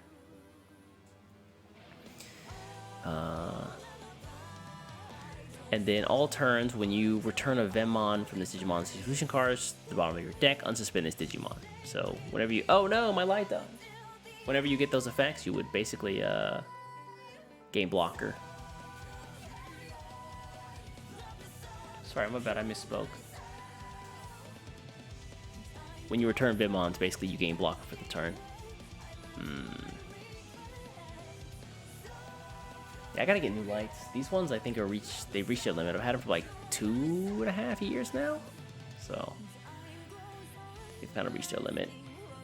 Sukamon. Really meh card. 6 cost is kind of nice. 3 machine, that kind of works for some decks, but not that great. It has a reboot. Don't you have to send the X-Antibody option for the protection of the effects? Is it? I thought it was X-Antibody and its traits. Oh yeah, it does have to be an X-Antibody. Oh wow, I just realized that. I thought it was the trait. So that means that you have to have the actual option card for it to live. So there might be a reason to actually run the old Greymon X-Antibody. Oh, the plot thickens. The plot thickens. Vemon looks... Sukamon, yeah. Looks pretty cool. It's a shame he doesn't have, you know, the effects to back it up. Hydramon. Jamming, which is nice, and then reboot. This is support for the Chaosdramon and Mugendramon cards that were released a while back. Chaosdramon more recently, Mugendramon a long time ago. There was a card, like there was a cyborg card that had reboot, and it didn't have jamming, so this is like a slow power creep of that deck. And yeah, I mean, that deck wants to get like 5 cyborgs in the trash or in your hand, and then go off with their effects using Mugendramon, and then later on with Chaosdramon. Mamemon. I think that Mamemon got a line a while back. There was like a couple of Mamemon cards printed, but I don't know if this slots in with them or not. On play Digivolve, look at top 5, grab a Tamer with 4 cost or less, and then rest go to the bottom of the deck. And then whenever you play it in the Digimon by an effect, one of your opponents, or one of your Digimon gains blocker. So I don't really know what this is for. And again, only 6k DP. Kind of weird. Kind of a weird card. Yo, this artwork is sick as shit. So going back to the X-Antibody line, you play this in the Tyranno deck if you want to. I don't want to do that, man. I don't think I want to do that at all. I think I would not like to do that. Like I was saying, Metal Greymon Digivolve from regular Metal Greymon for 1, and then your opponent's turn. Your opponent effects can't reduce his Digimon's DP, and it can't de-Digivolve it. Look at here, damn it! I'm getting to my BlackWarGreymon, and you can't stop me. The card. This also feels weird because they restricted Doru Greymon from Alphamon, and this card kind of is really similar. Then, if this Digimon has Metal Greymon or X-Antibody in its traits, delete one of your opponent's Digimon with 6k DP or less. Good card. And then effect is the same as the Greymon and Agumon. You can toss back. Oh, I'm sorry, no, it doesn't have the same effect. Excuse me. Oh, whenever a Digimon becomes unsuspended, if this Digimon's name contains Greymon or Omnimon, trash the top card of your opponent's security stack. Only once per turn, so you can't like reverse Veedramon murder somebody, but it's still pretty wild. When a card unrests, that's really good defense. It's really good defense. Destromon. Big chest cannonmon, basically. Digivolve 6 from Vemmon. 6! Ugh. 6! Why are you getting punished? Oh, never mind. Okay, never mind. I get it. Okay. I guess it's technically cheaper, but damn. To go from level 3 to level 5 doesn't feel that good. Reveal 3 cards from the top of your deck. Place 1 Vemmon from them under this card's sources. Trash the rest. Then if this Digimon has 5 or more Vemmons in its evolution cards, delete one of your opponent's Tamers. Tamer Destruction, always welcome. Always welcome in the game. Very rare effect. Becoming a little bit more common now because Tamers are kind of getting out of hand. But even though this card is not great in my opinion, I still like the Tamer Destruction. And then Inheritance, whenever one of your opponent's Digimon attacks by returning 2 Vemmons from your sources, has to be from Galactomon, which is level 6, and the other secret rare for this deck. You can switch the attack target to this Digimon. So hey, everything's got to come through me. I'm the bouncer at the door, provided I have enough Vemmon. Next up is Muso Nightmon. So this card is a couple of things. It feels like they're trying to like slot in a bunch of like purple cards and black cards that do, or like purple cards that have like the Twilight effect, which is for the Dark Nightmon X deck that happened in BT10, BT10, I'm tripping, yeah, BT10. And they're trying to give it a buff, but they're also trying to give like Bagara Army, which is like a purple deck that saw goose egg levels of play in BT10. The same card to use. So this card is treated as Dark Nightmon and Tuamon. And then on play and Digivolve, you can Digicross this guy so the on play is not so painful. It's not the full 10 effect, don't worry. You can make him 6 by having Dark Nightmon and Tuamon in hand or on the field. You can place 1 Nightmon in its name or Bagara Army and its traits cards from your hand or trash at the top of this card's sources. And then if you have a Tuamon in its sources, de-Digivolve 3 of your opponent's Digimon. The de-Digivolve is pretty powerful right there. A lot of folks, I don't think have realized this, but de-Digivolve has it's gone from one of the most useless effects in the game to probably one of the best effects in the game. Because a lot of things like grant your opponent protection from destruction, so you can't like outright just blow them up. So what you have to do is you have to de-Digivolve them and then destroy them. And this card is de-Digivolve, so And then when you delete it, you can take 2 black or purple cards from your trash out of your hand. So, nice little effect there. Bam, bam. Ooh, moving back over to the sideboard cards. Hydramon comes back and I don't know, you guys tell me. On play and on Digiball. Look at the top 5 cards. Add 1 analog man. That's a new black tamer. We'll talk about him in a second. And among them, add into your hand and 1 card with machine, cyborg, and its traits, and add into your hand. Or to the bottom of this card's sources. Trash the rest.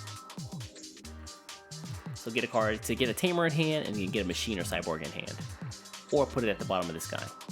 And then by deleting this guy, you can, if you have an analog man on the field, you can throw that back into the deck, and then you can play another Hydramon, which is pretty wild. My only gripe here is that I don't want to have to get to this guy. Getting to this guy is pretty hard. Getting to level 6, like with the Mehmet effect, then you gotta have another Hydramon in play, or in hand, with the other sideboard cards for it. So, I think it's kind of tough to get out, but we'll see how this works out. I'm a big fan of Hydramon.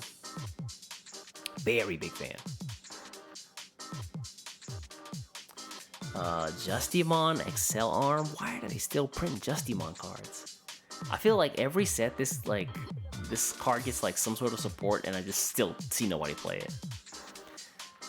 So 1 from a Justimon, and then you can return 1 other Justimon card that's level 6 from this card's sources to your hand and gain security attack +1 and piercing.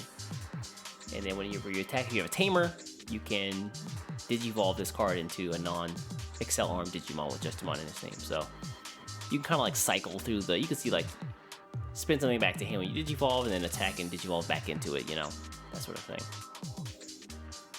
And yeah, meh. Meh. I don't know. Maybe it sees use, but I don't know. I hope this is the final nail in the coffin for Justimon, just because it's never that interesting in my opinion. Meanwhile, first of all, why does my man look like Mewtwo from the movie? Second of all, badass design. Very badass design.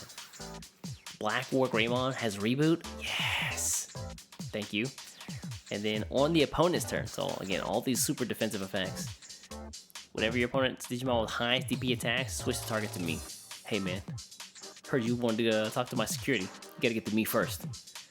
And then, also on your opponent's turn, when a Digimon becomes unsuspended, if this Digimon has BlackWarGreymon or X-Antibody in its traits, you can delete one of, or in its name, excuse me, in its sources. I'm tripping. You can delete one of your opponent's Digimon with the lowest play cost. So if they only have 1 Digimon out there, then that's it.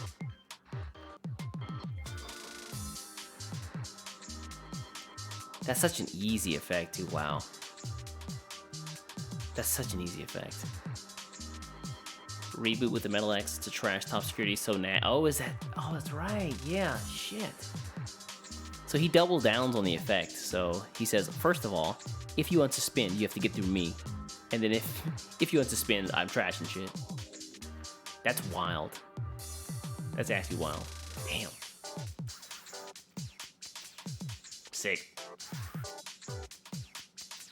And so that's pretty much it for Black. They got the Vemon stuff, which is kind of meh. They got a little bit of Hydramon support. That little like smidgen of Dark Knight X-Mon support. And then they got Metal Greymon, which is probably the biggest winner here. With the X-Antibody, BlackWarGreymon stuff. Next up is Purple. I don't know. Purple feels like it got a lot of cool stuff, but I don't know how good it'll end up being. Dokunemon, vanilla. Ignitemon, this guy's cool. 0 to 2 from a Xros Heart card, but when attacking, by deleting one of your other Digimon, you can delete one of your opponent's unsuspended Digimon with a level less than or equal to that deleted Digimon's level. So I like this card because a lot of the cards we saw before can like just delete themselves from Xros Heart. Things like, hey, started my turn, I'll blow myself up. I guess the drawback is this is only when attacking, so maybe if you like didn't want to, maybe if you wanted to destroy it but you didn't have the chance, then maybe this is the chance to do that. You can like have like a X5 or like X4 out there, swing with the Ignitemon, blow it up, save all the materials, and then rebuild it into something else if you want to. And then all turns, when you play Digimon by an effect, gain a memory. Yeah, alright, cool. Shikurimon. Sick artwork by Aoki? Koki? My bad. Yeah, it is Koki. It looks like his art style. You can delete this card when you play it, and look at the top 5 cards from your deck and add a Bakura Army card from them and add them to your hand. And this card is saved, so it's not a complete wash. And then all of the Bakura Army cards, for the most part, have this effect of when this card is trashed by an effect from somewhere, and gain a memory. Next up is Soulmon. I think this is supposed to slot in with the Angel Devil stuff, but it feels a little clunky. Retaliation, so whenever it would lose a security attack, or whenever it would lose an attack against another Digimon, the other Digimon always dies. And then everything with retaliation gets plus 2k for the turn. So this guy's 6k. And then everything else that has retaliation also gets plus 2,000. It's not bad. Dark Rizamon? I don't know, man. Also has retaliation. And then on deletion, draw 1. Then trash 1 card from your hand. Like, part of me thinks this is supposed to be like useful for the Angel Devil line, but maybe it's more useful for like an old archetype that was like all retaliation cards. So I think like an EX2, which is like 4 or 5 sets ago now.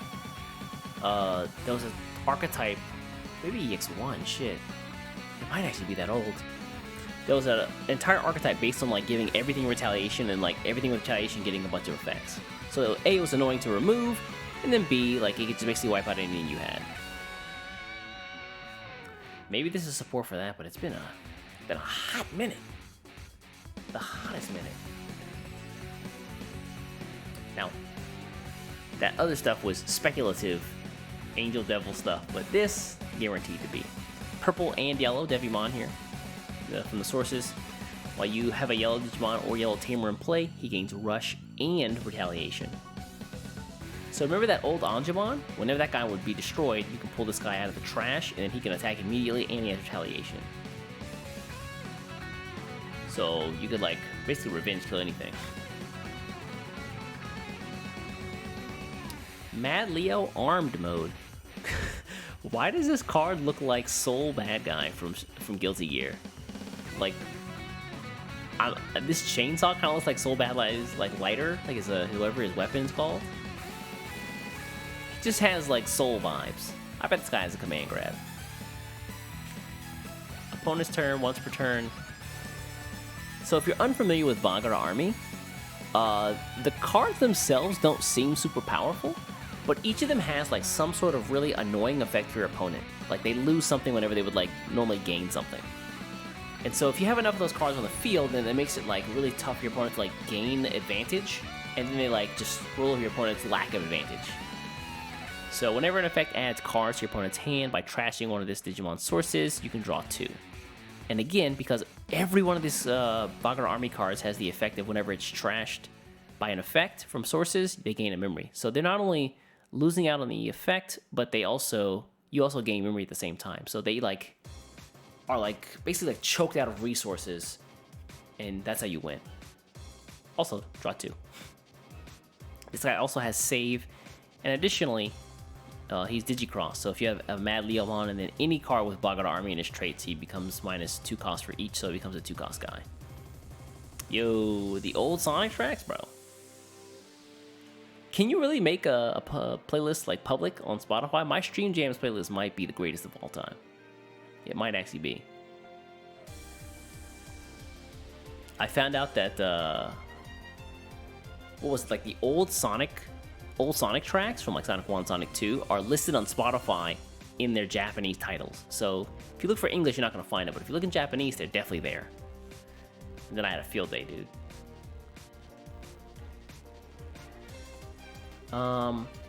So yeah, more Bakura Army stuff. I feel like that's really all Purple got besides like that 1 or 2 like Angel Devil things. But this guy, Damemon, or from Damemon, excuse me, who is another Vagara Army card. Tyrannomon. So we saw the purple-black guy before. Where was he at? Here. Muso Nightmon, you can see that he's actually featured in the artwork here, and he also like comes off of this guy as a Digicross effect. So again, Vagara Army slots in pretty well. And again, Digivolve is a fantastic effect. So this is the other card, Tyrannomon, that you use to Digicross that guy. And he has Decoy for anything in the Vagara Army. And then all your Yugioh, which is the tamer for that basically subset of cards, he can't be deleted. Whereas Black would like to fuck up somebody's day. He is like the... Nah, you can't do that, man. He's that guy. Raining on your parade. Stopping BlackWarGreymons. And then on deletion, you can play one Damemon from your trash. In suspended... suspended while without paying its cost. So. And as always, it's Vagara, so gain a memory when it's trashed. Lady Devimon next? So, trash a card from hand, and then you can return one Mireille or one Angel, Archangel, Fallen Angel from your trash to your hand. Mireille is really good. And the effect is actually not bad either, because it slots into purple, so that you can like trash a bunch of cards and then use Lady Devimon to pull them back and get them in hand. And then also, while you have a yellow Digimon in play, all of your Digimon with Angel, Archangel, or Fallen Angel gain Retaliation. That's insane. Basically giving everything that's yellow or purple Retaliation is kind of wild. It's also really cheap. So yeah, this... And then after this, you basically go into the Mastimon, and that's pretty much a wrap for your opponent. Bloomlordmon? Again, more retaliation stuff. When Digivolving, just draw 2, then trash 2 cards in your hand. So draw 2, drop 2, basically. Huh. Again, I can't see if this is supposed to be like support for Lady Devimon or not. It's hard to say. But Hydramon. Alright, so this card needs a little bit of introduction. Do you remember this penguin we took a look at a long time ago? Who was support for this really like obscure Hydramon deck, like water animals deck? So is this guy here. So is Hydramon. Yeah, so purple is a weird color typing, but I have a theory here. And I'll explain it right after I talk about this card's effects. But first of all, on play and on Digivolve, you can play one purple or blue Digimon who's level 3 from one of your purple or blue Digimon cards without paying its memory cost. So you can play a level 3 only purple or blue Digimon from a purple or blue Digimon that you have on the board. Additionally, on all turns for inheritance, when your Digimon is played by an effect, gain a memory. This is a really good effect. This effect right here is specifically very, very good. So the purple typing seems kind of awkward here, because in almost no other case, I think this is actually the first purple-blue card in the game. It kind of seems weird. So a little bit of lore. Sit back. Let me tuck you in really quickly. The fish sea deck, sea animals deck, whatever you want to call it, is really good because it can go very wide very quickly. But in this game, there's a Digimon called Dexmon, who is like the counterplay to going wide very quickly. So you can kind of see how he counters the deck entirely. And because nothing in that deck is strong enough to fight against Dexmon, his DP is too high, it's just out of the threshold for them to like overcome. Basically, if they drop a Dexmon, you lose. Currently. However, there is a way to counter Dexmon, and that is by playing a specific card. Let's see.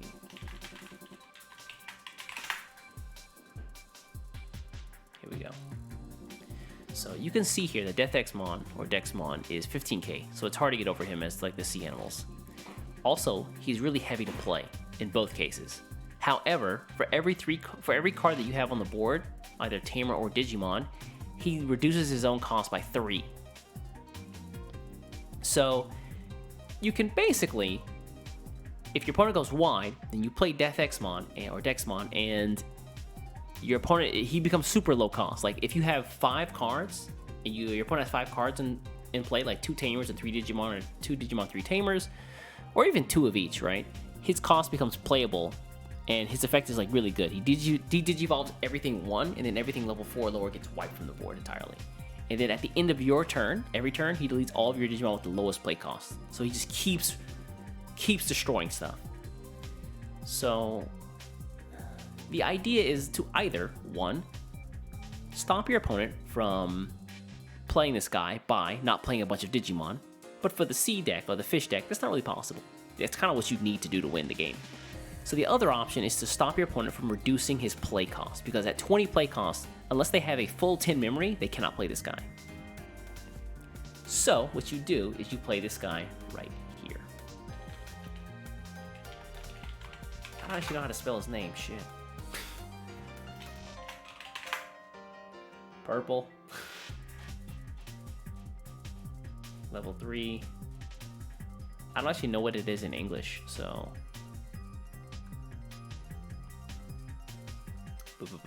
This guy right here, Sukamon. Yeah. He is the other counter. And so he basically stops your opponent from reducing play cost. So he stops your opponent's Death Examon from coming out. And my theory is that they made Hydramon or UlforceVeedramon purple because it allows you to play the Sukamon from one of your sources. That's my best guess. Outside of that, I don't really know what you're getting for like a purple level 3. It's really nothing that useful. So outside of that, I can't imagine another reason why they would give you this, but yeah. Also kind of heavy, 4 play costs, or 4 Digivolve costs is kind of wild boy status.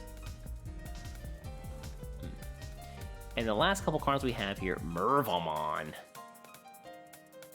So BT10 got a card called Minervamon, who was really good. She had her own deck. She kind of replaced Lilithmon as like the looping deck for the set. And Minervamon with like the Cerberusmon, like the purple one, and then the other Cerberusmon that like gave you +9 memory whenever you played it and deleted the other Cerberusmon. Sounds kind of wild when I say it, but that's what it is. Was pretty good. It wasn't awful, wasn't great, but it was pretty good. This card takes that to another level. So Mervamon, whenever you would play this card, you may also place cards from your trash in its Digivolution cards for Digicross. So Digicross right now requires you to have a card on board or in hand, sometimes under a tamer, but that's a very special effect. This card, you can have it in trash too, so you're pulling from 3 places already. And then each of them is Digicross 3, so 1 card with Digicross in its traits. So you get this card for 8 cost, which is a little heavy, but not awful. And then, again, either on play or Digivolve, you can play 1 purple level 4 card, or 1 level 4 lower card with Xros Heart in its traits from your trash. So 1 purple or 1 Xros Heart from your trash without paying its cost. And then if you do Digicross, you can add 1 to the number of card you can play with this card's effect. So, wait, is that 1 to the... Hold on a second, let me... Are they saying you can add 1 to the card's level, or 1 to the number of cards you can do that with? I think it's 1 to the number of cards you can do that with, right?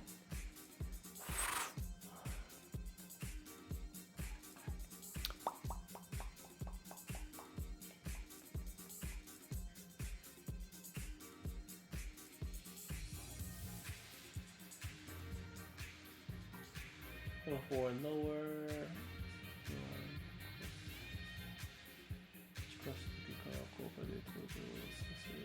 Oh yeah, so you can play more than, you can play like another level 4, so you can play multiple copies of level 4s out there, which is pretty cool.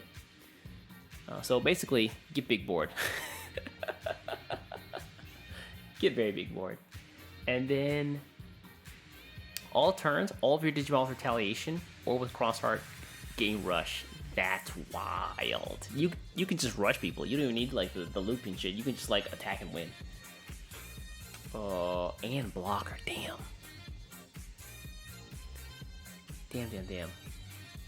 So it like slots into retaliation a little bit, but also like Xros Heart might be the stronger play here. That's wild. So Mervamon out of the way. We got Lilithmon, who makes a reappearance for the second time here in Digimon. First card that was printed for this is really strong. And this version, maybe not as good, but still pretty good for Bagara Army.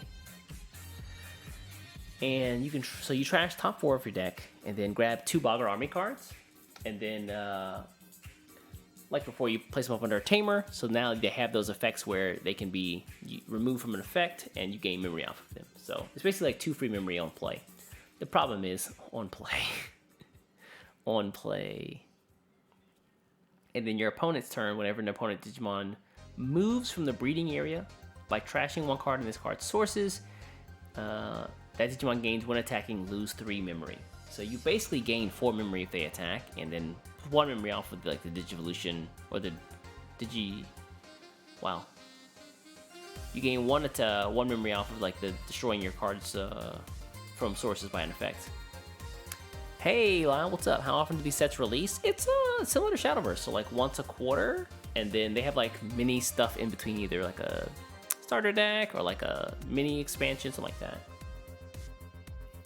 So the thing about a lot of these Bagara Army cards is the way the deck works is there's not really any level 5s. It's mostly like level 3s, level 4s, and then like level 6s.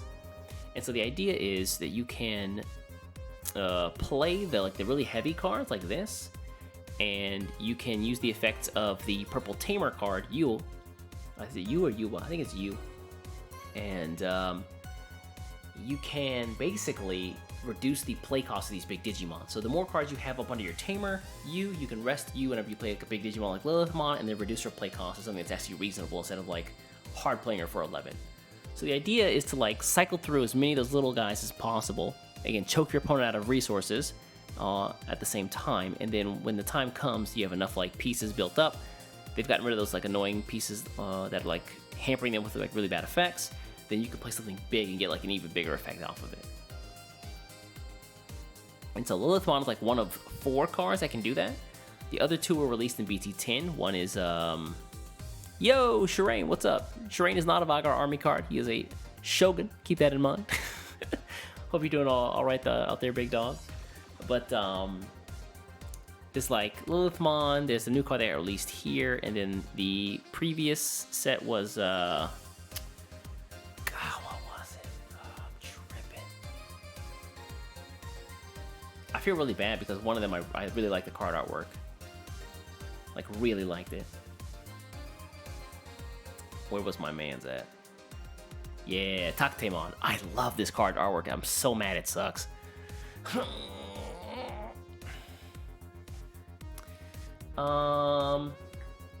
And then the other one was outside of Tyrannomon. It was, what's her name? Yeah, Blastomon. He's probably less useful. Maybe like a game finisher card, but that's really about it. One review SV later. Dude, at this rate, I thought it was gonna be a lot faster, but this ended up being like 2 hours. I think I'm gonna pass on Shadowverse for now. Just wait till the cards come out tomorrow.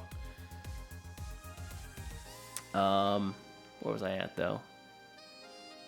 I was hoping I could speedrun this because I actually looked over a lot of these cards before, but it's just there's so many cards, it just takes time. And then he's the king of the deck, Bagaramon. This guy's really he got that one big old Popeye arm and this one other arm. I wonder what he does with this arm to make it so big. Why is this right arm so strong and this one's just regular? They must work out a lot. It must be. But this guy, like I said before, pretty high play cost, 14. Eat spinach only with the left half? Nah, man, it ain't the spinach. He's giving this arm a workout, and not this arm. Gotta be something. I don't know what it is, though. And if, so again, 14 play cost, but the idea is, again, to get the Digimon up under your Tamer, and then you can rest the Tamer, and then, like, his play cost becomes, like, reasonable. It's still kind of heavy, but his effect is so good that I think it kind of warrants it being so expensive. Shakes the bottle 9 times a day? Probably, Lyle. Probably. So if your opponent has 1 or fewer Digimon in play, you can look at their hand and then trash a card. So you can look at your opponent's hand and say, hey man, it's a shame you only have 1 Digimon in play. I'm gonna make sure you don't get another one in play and just like trash something that's really good.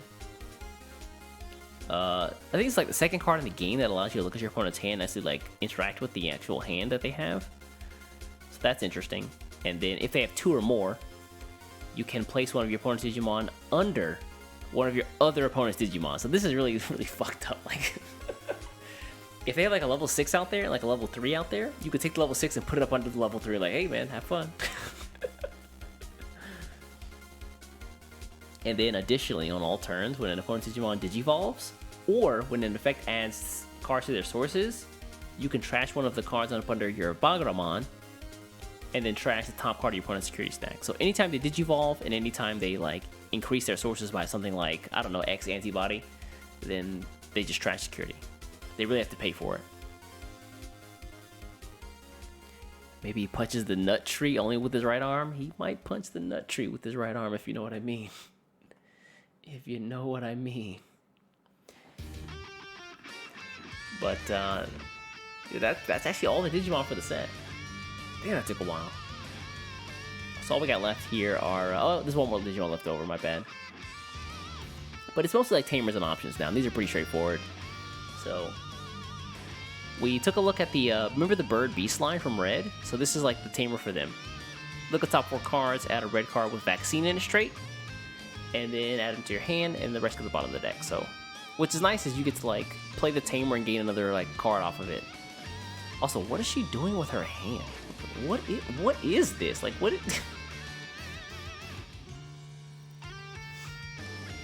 Playing Bagara in Dark Knightmon? Yeah, it feels kind of weird, Ivan. I don't blame you. We'll see. I think that you can actually warrant making in your own Bagara army deck, like full Bagara army deck, but maybe it slots into other stuff too. Maybe like has a 1-of or something. Also, Yugioh. On your turn, whenever you play a red Digimon with Bird, Avian, Beast, 4 Sovereigns, or Animal in its traits, again, those 4, or those 2, like either Bird or Beast that Red has now, you can give it Rush by suspending the Tamer. That's incredibly good. That's incredibly good. You basically give like a Digimon the ability to attack immediately. And again, this is one of the things that was really stopping Red from doing very well in the current meta, where Examon is kind of just running all over it. Examon really is a card that like steps up the entire power level of the game, because you can no longer like save a Digimon in raising and then the following turn bring it out and like make a comeback. Examon controls that to the point where you can't do that anymore, because he's 15k, he forces you to attack, and then like, yeah, it's just hard to get to like something that can stop a 15k like that in one attack without doing anything.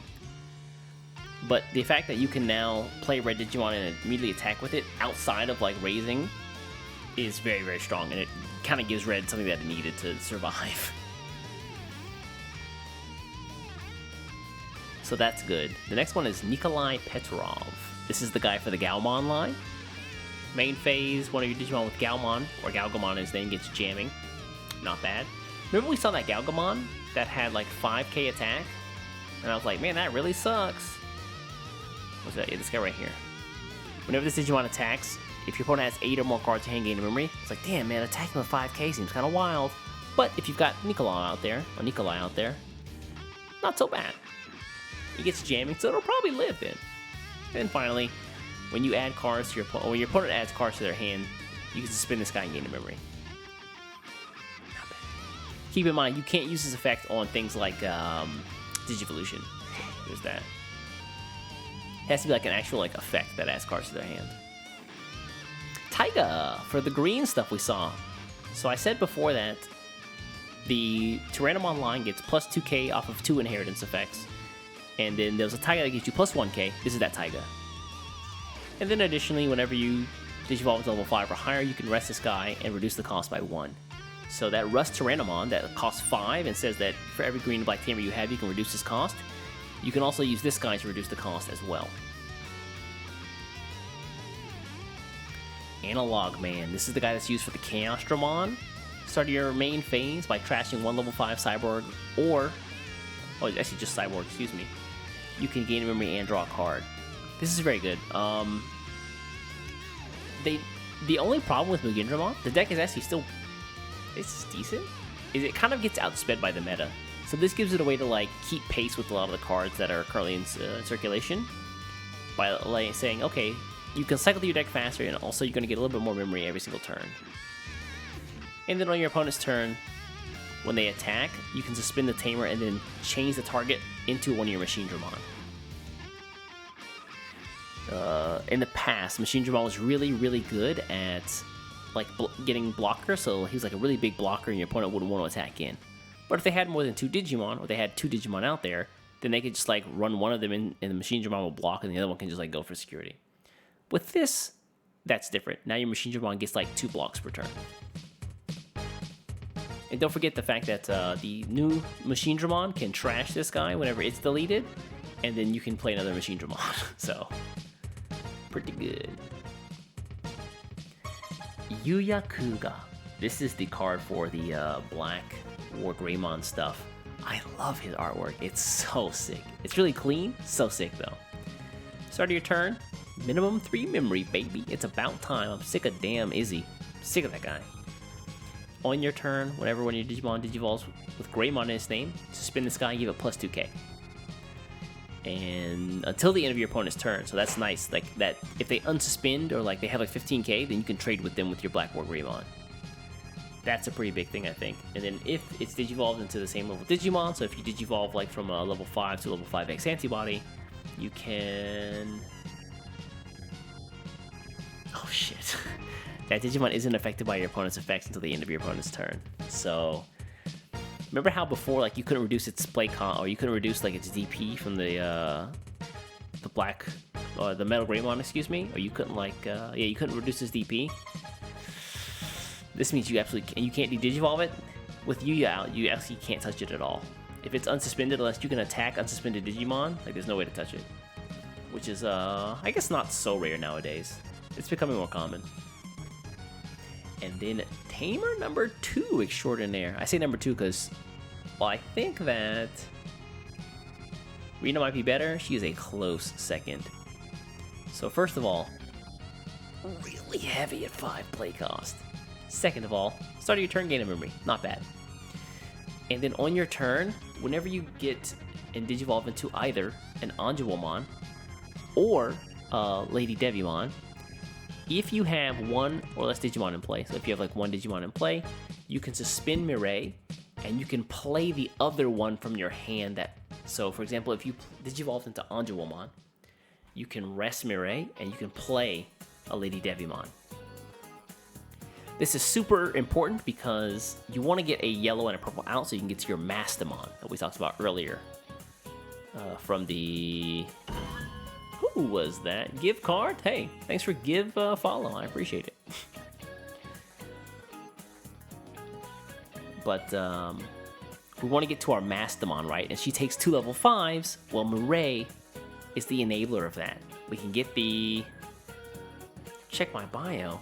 Get code Buck13. I'm gonna not do that, man. I shouted him out and everything too. That's the worst, bro.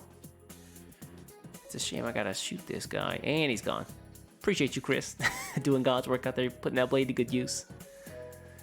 How do I get rid of this? Oh, bro. I think I just broke my chat. Rip in peace. Unban? Hell no. Bro, why? Stop.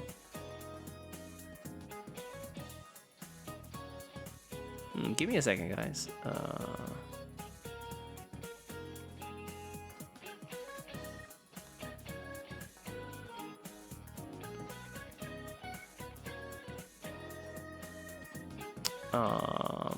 How do I get this damn window out of the way now? Hold on a second. How do I actually remove this?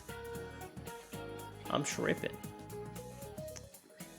Oh, I guess I just do that, huh? Fuck that guy. Alright, cool. Not give card, give ban.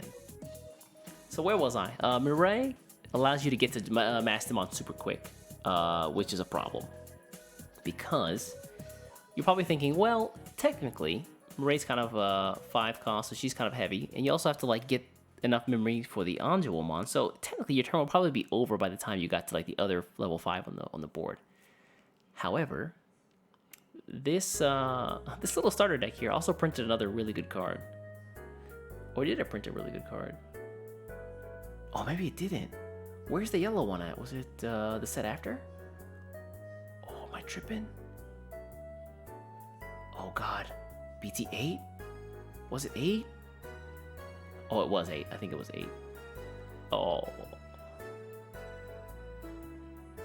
Oh, wait a second. I know what the deal is. Yeah, I just have it on purple. That's why. Okay, I was about to say. That starter deck looked a little bit bigger when I purchased it. Here we go. Protomon. So, even if your turn goes over, you can use... If you have a Protomon on the field, so you Digivolve one of those Lady Devimon or Angelomons over and have this guy in your sources, you can Joggers at the end of your turn for free.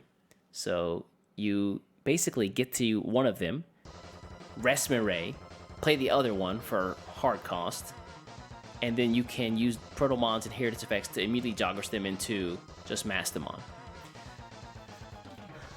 I've been thinking about it. I think that it's probably better to maybe run a purple-centric line with Mireille, because all of the Lady Devimons have... all the Lady Devimons have, like, Digivolve effects. Whereas Angelomon typically tends to have an on-play effect. There are ones out there with evolution effects, but, like, this is a really good one. Like, giving something security attack -2 basically neuters it for a turn. And it's pretty cheap on if you have to just, like, play it raw. So... if you get the Lady Devimon out, you rest Mireille, play Angelomon, give something security attack -2, immediately Joggers into Mastamon, you can really control out the board really well. And then security attack +1 at the same time. And then even on top of this, there was a... My current build of purple-yellow has this. My current purple-yellow build has... Where's she at? Wenismon instead of Mastamon, just because I can't get 2 level 5s out. But it also has... Was it BT9? I think it was. Yeah, Angelomon X-Antibody. This card's really good. On top of an Angelomon, she gives something else security attack -1. So it's like already security attack -2 to something from Angelomon, plus the -1 to something else from X-Antibody. And then if you have Angelomon in her sources, and again, you probably are going to have her in there, you can recover 1 if you have 5 or less security. So, like, and this is 0 cost from an Angelomon. Really, really good. Hey Rob, what's up, man? Am I playing the Ophanimon Venus deck? I am, and it is a lot of fun. It is way more fun than I thought it'd be. So, there are definitely a bunch of different ways I think you can build the purple-yellow deck. I'm really interested to see which one ends up working out. The purple stuff could be really interesting. I really like the yellow Angelomon stuff, but it's just hard. It's hard. It really is.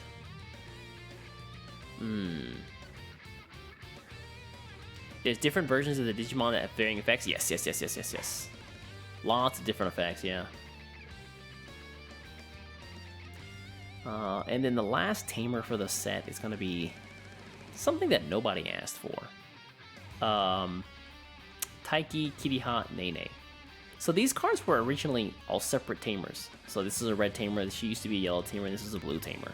For some reason, they just gave them all one card. I say for some reason, but it's probably because they introduced the new, like, Xros Heart stuff. So, start of your main phase, place a card with Digicross or Blue Flare under this tamer, gain a memory, draw a card. Not bad. And then on your turn, whenever you would need to Digicross something, you can use the cards up under this or one of your other tamers by just resting this card. So before, whereas you could only do, like, Digicross from your hand or from the trash, sorry, not the trash, well, your hand or from the field, this allows you to do hand, field, or up under tamers. And then if you have Mervamon, the trash as well, which is pretty wild.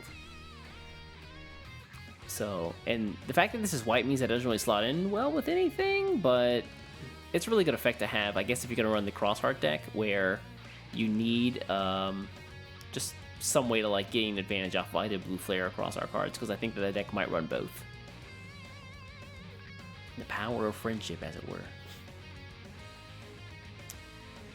And then taking a look at some of the options. I think the options in this set are kind of lackluster. The first one, red, is Magma Bomb. If you have a Tamer, reduces cost by 1. And then delete one of your Digimon with your opponent's Digimon with the lowest DP. So if they have one Digimon out, fantastic removal for 5. But if they have like 2 or more, then it's like, they really want to drop a level 3 for 5 memory. Depends. Probably not, though. Next up is Crimson Flare. Delete one of your opponent's Digimon with the lowest, sorry, with 8,000 DP or less. My bad. Again, 5 cost too. Then if you have a red Tamer in play, activate one of the on-deletion effects of one of your red Digimon with Vaccine in its traits. I'm looking at you, Ho-Oh or Phoenixmon, being able to just play something out. Wait, does it have to be... It can't be an inheritance effect, right? Yeah, it can't be an inheritance effect. Whack. So, I guess you're just gonna have to get the Ho-Oh-Mon's effect. What's really weird to me about this card is I feel like you already have to be like in a winning position to kind of use it, so... Well, I like the artwork a lot. I don't know how useful it'll be. Like, you already need to have like a Phoenixmon out, you know?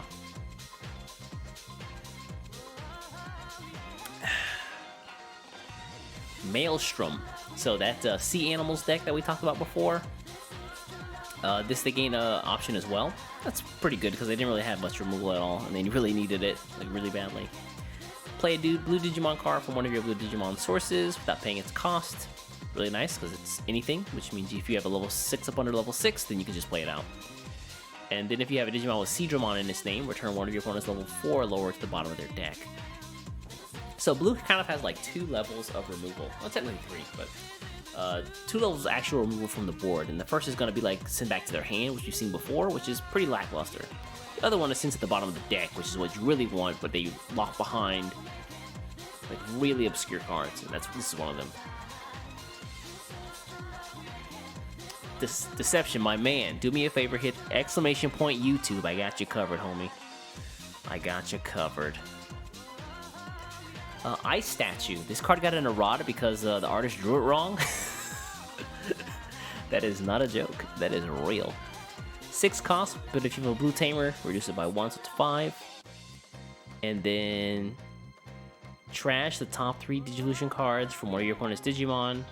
Then return one of your opponent's Digimon with no sources to its owner's hand. Again, that hand, like send back to hand effects, kind of... Well, already? Oh, you already know then. You already know, big dog. I should make a primer for this set when it comes out, for like people like just hopping into the game, so like they kind of like know what to look out for. I think that's on my list of content to make. Megalo Spark, again, 5 play cost, yellow option. When you would use this card, if you have a yellow Tamer, reduce cost by 1. One of your opponent's Digimon gets minus 8,000 DP until the end of their turn. I can't tell if this is good.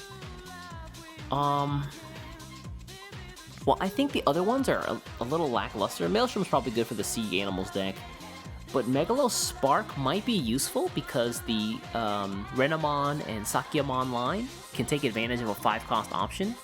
And this gives them a 5-cost minus 8,000 DP effect, which I think is really good. And if you can combine that with the rest of Sakyamon's like DP reduction effects, it might be fantastic. Because you get it for free off of the Miko mode. Or, yeah. And then you get to put it on top of your security stack for another 8,000 DP, which might be the move. Yeah, most decks can't really afford to pay 5 nowadays, but this one I think for yellow, specifically for Sakyamon, might be useful. One can only hope. This one, Holy Sunshine? Holy Midshine. It's a shame because it kind of has the, it has like the faked background of like Gilgamesh with like all the swords, like Unlimited Blade Works. But the effect is so much less. If you have a Tamer, reduce the cost by 1, so it's 7. And then 3 of your opponent's Digimon get minus 5,000 DP and security attack minus 1. Not the move. For 8, I better be killing something, man.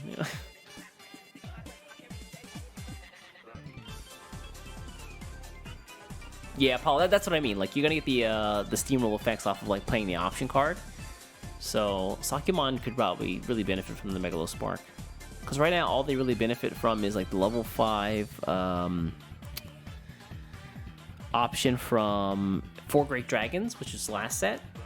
But that's only minus 6k, and it doesn't really slot in with the deck because there's no like 4 Great Dragons in that deck. So this might be more useful. High Mega Blaster. Alright, cheap option finally. Choose one Digimon with Insect in one of its traits. Suspend 2 of your opponent's Digimon with DP less than or equal to that chosen Digimon. That's pretty good. Then one of your opponent's Digimon doesn't unsuspend during the next phase. This is such a good effect. Yes, I'm waiting for them to make this a cheaper cost effect. There used to be a really old Puppetmon who did this for like 11 cost, who would like just win you the game if your opponent was out of a position. But it was 11 cost, so if they, weren't out of position, then you just got royally destroyed. So them giving this like don't unsuspend effect to a 3 cost option is nice. And then security is suspend 2 of your opponent's Digimon. Yeah, that's pretty good too. It stops like 2 more attacks, which right now it's pretty necessary because your opponent can play like a lot of cards pretty quickly. And then Poison Powder. This is for Hydramon and Bloomlord, which don't need it. When you would use this card, you have a tamer reduced cost by 1, so it's a 2 cost option. Jesus Christ.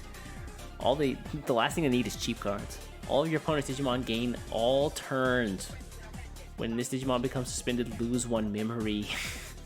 Bro. Why are they just busting every Digimon and then like giving Hydramon more power? I don't know. Buster Dive. Speaking of busting, this slots in for Tyrannomon. I don't know how good it'll be because it's 4 cost, but it's 3 cost because if you have a tamer, minus 1 cost. And then one of your Digimon gains plus 5,000 DP and Rush. Then one of your Digimon can attack an opponent's Digimon. I don't know what this means. Like, does it give something essentially Rush, or I don't know? Can it attack again? I don't know. It doesn't unsuspend, so I don't know. And then security effect is really bad. Add this card to your hand. So if they check on security, you just get it, and then like nothing happens. Yeah, man. Get to your tracks on deck. Fusionize. So we looked at the Vimon line before, and it was kind of meh. Fusionize is the option card that a lot of the cards refer to. So if you have a Snatchmon in play, reduce the cost by 1, so it's free with a Snatchmon. And by placing 1 Vemon or Destramon from your trash at the bottom of one of your card sources, you can Digivolve into Destramon or Galactamon in your trash by paying its memory cost. You're still paying like 3 minimum, dude. And then security, you can look at top 3 cards, grab a Vemon, and play it for free. Yeah, trash the rest. Cooties Kick, gotta be the best name. I don't think this is what this is when it comes out in English, but we can sure hope. Cooties Kick, when you would use this card, if you have a Black Tamer in play, reduce the cost by 1. So again, this slots in for the Edamon, Chumon, Yellow-Black deck that we saw before. 1 cost, and then if you have a Numamon, Sukamon, Nanimon, or Edamon, it's unblockable and gains on deletion, gain 3 memory until the end of your opponent's turn, which is pretty powerful. Considering the King Sukamon was really weak, and the other cards are like mostly level 3s, level 4s, so they're probably gonna die. This is like a Parabolic Junk plus. Security, reveal top 3 cards and grab a Black Digimon. Play 1 Black Digimon in with a play cost of 3 or less. That's fine. That deck is pretty aggro, so this is fine.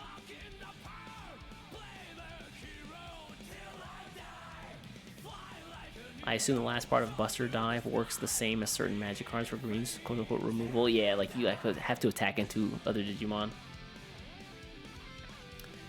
That's always kind of Green's thing. They really were pretty weak on like option removal. You mostly have to like fight for the board.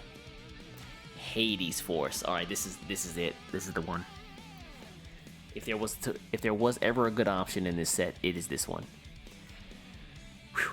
7 cost. If you have A Digimon with X-Antibody when you play this card in play, reduce the cost by 2. Hey, look at that. So it's 5 cost. Main. Choose any number of your opponent's Digimon and Tamers whose play cost add up to the play cost of one of your Digimon with Greymon in its name in play or less and delete them. Then, one of your Digimon with Greymon in its name may attack your opponent. So you get an attack, and so you don't have to like worry about like hitting some bullshit. You can just like play this, destroy a bunch of Tamers or Digimon, and then you can like attack at the same time. So let's take a look at the play costs of those Greymon cards one more time. Okay, 13. 8. Greymon over here. 5. And if I really wanted to like get really crazy with it,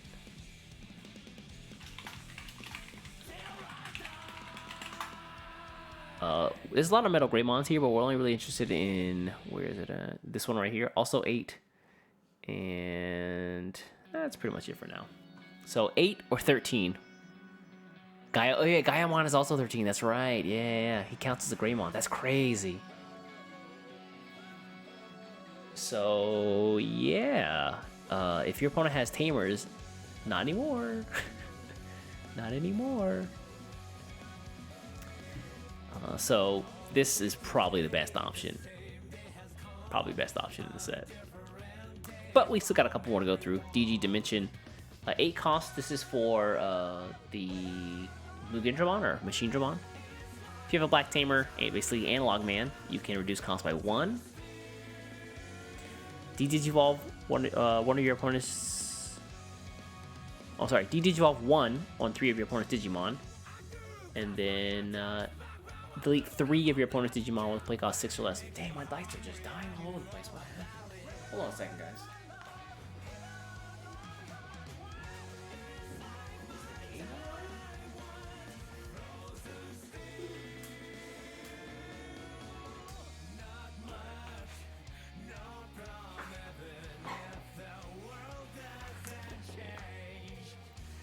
As soon as I get YouTube monetization, first thing we buy is lights.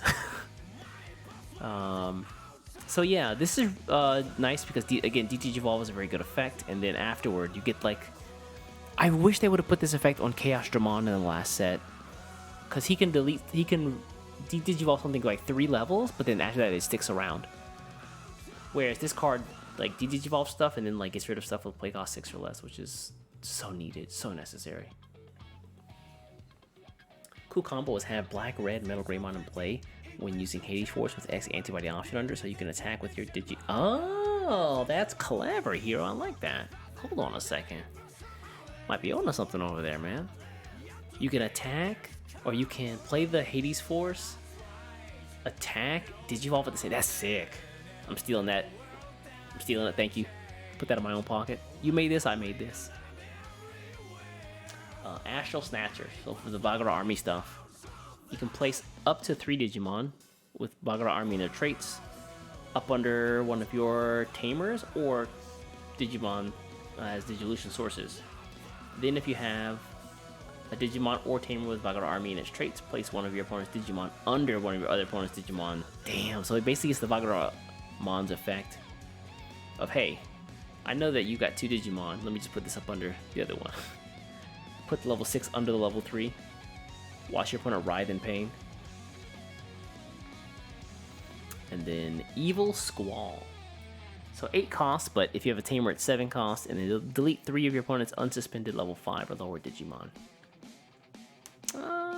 It's okay. But who's gonna have 3 unsuspended level 5s? I don't know. They really gotta be waiting for something. And then, folks, our last card for the set, Galactamon. By the way, if you guys haven't seen this dude, if you guys haven't seen this guy,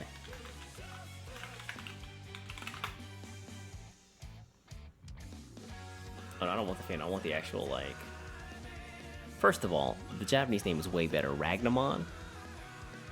Kinda sick. Okay, where's the actual, like,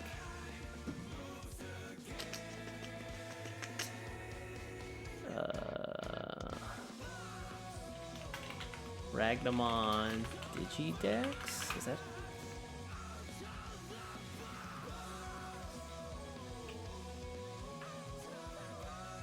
Why can I not find the actual? I can't find the actual, like... Oh, this looks terrifying. This dma.wtw-x.net. Could be me doing some shit like that. Nice try. Nice try. Is it Wikimon? I wanted, like, the official site. No, this isn't what I'm looking for. There's, like, an actual, like, website. I don't know what it is, though. Shit. Why can't I easily find this?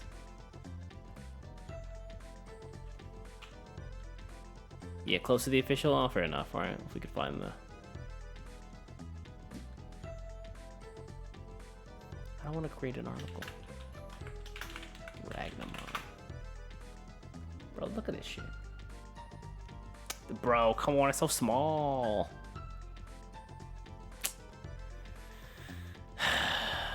I weep. I weep. That's sick, though. Super sick artwork, but it's a shame the card's not as good as it looks. Let me show you why. So first of all, he Digivolve 9 from a Snatchmon, so I guess that's cool. You can go from level 3 to level 6. Oh, should I level 4 to level 6? Still pretty heavy. Level or 6 costs from level 5, 14k. So when you Digivolve into this guy, you can put up to 4 Venmon from your trash up under him. And then if you have 8 or more, that is a big number.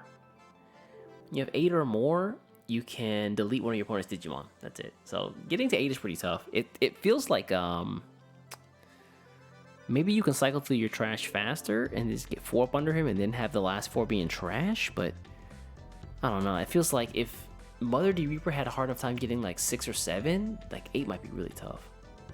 And then all turns, when this Digimon would leave play, you can prevent it from leaving play by returning 4 Venmon, so half those 8 that you need. And then start of your main phase, trash the top card of your opponent's security stack. So if you keep this guy around for long enough, then you can just like, you know, whittle them down through his like passive effect and then get the final swing afterward. But man, does it feel weird. Also, the deck feels very heavy. So I wonder if there's like a faster way to get through this. It might be the case that you run stuff like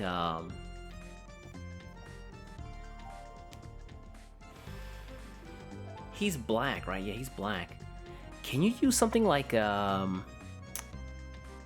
blue card and cheat him out?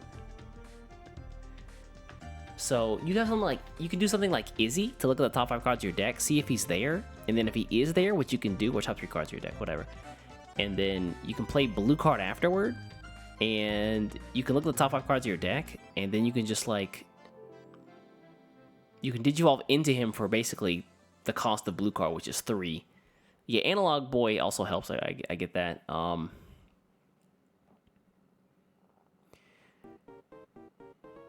So 1 Digimon card other than white card from among them without paying its dissolution cost. When you did not do that, add 1 Digimon card from them to your hand.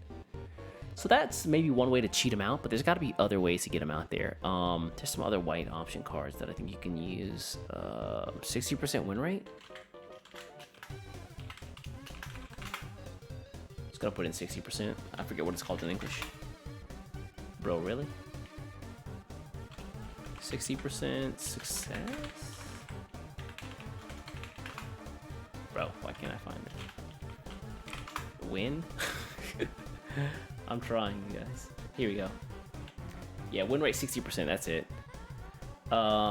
Which lets you like trash one of your Venmos and then reduce the play cost by 4. But I mean, you're still like paying 2 for this. And then it goes from like 6 costs or like 5 costs to like 2 or 3. It's still kind of expensive. But basically what I'm saying is like there's ways around that, I suppose. You don't have to pay the full cost like a punk.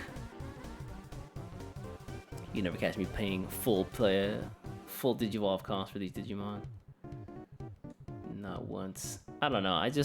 I'm not really hype about the deck, but maybe it ends up being decent. Maybe there's someone finds a good build out there. My only worry is that they pull the scum move and they like short print the Vemons. That would be pretty tragic. If they like short printed this guy and then like even though there's like 50 copies into a deck, it's like actually hard to find the card. I felt that way along with a lot of the Mother D Reaper searchers because that price for that searcher card was really high for no reason in my opinion. Additionally, there's Edamons, not Edamon, Eosmons, which Eosmons for no reason, like the deck wasn't even that good. Like the cost of the Eosmons were really high. It's a common, no way. All right. Let me see real quick. Was Searcher common? Bro, nah, it doesn't hold up. It doesn't hold up. Nope. Searchers were like $1 a piece, bro. And that was in Japan, so I can't imagine what they were like elsewhere in the world. Bro, this card was so fucking expensive for no reason.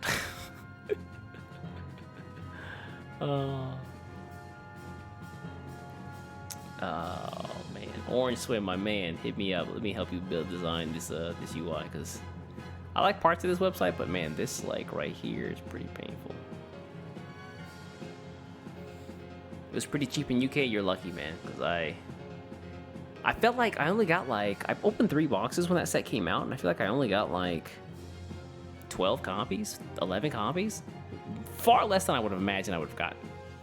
In Taiwan, it was super cheap though. We played JP format, and we got wool pulled over our eyes by the card shops then.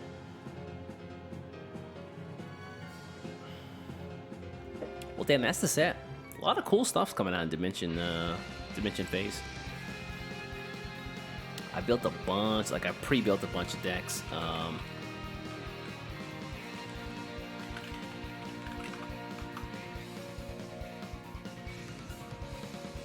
went to the card shop on Saturday, I think it was, and I just bought a bunch of the cards that I needed.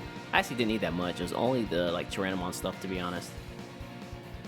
But yeah, I built like all.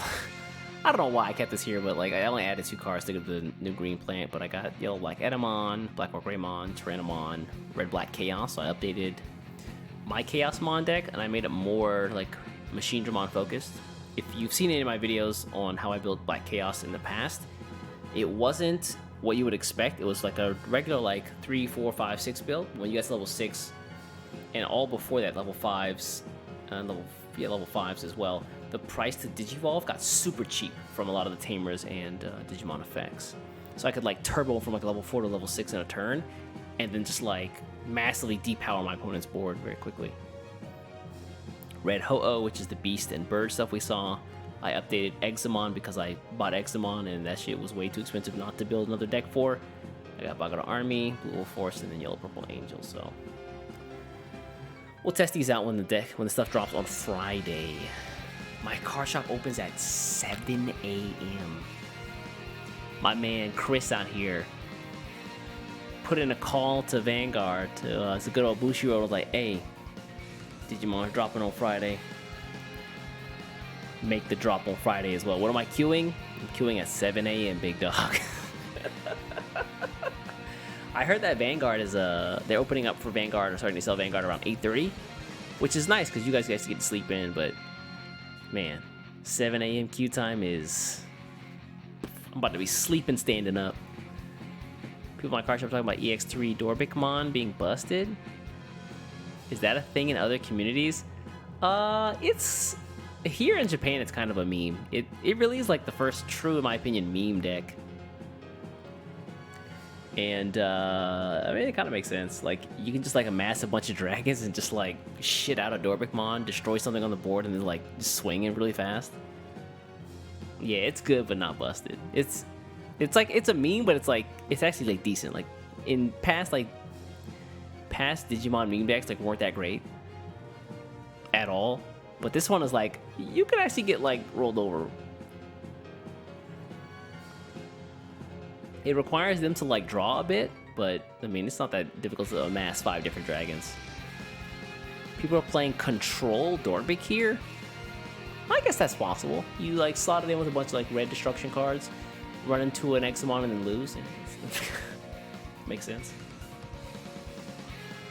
You mainly see EX3 Examon and EX3 War Growl talk.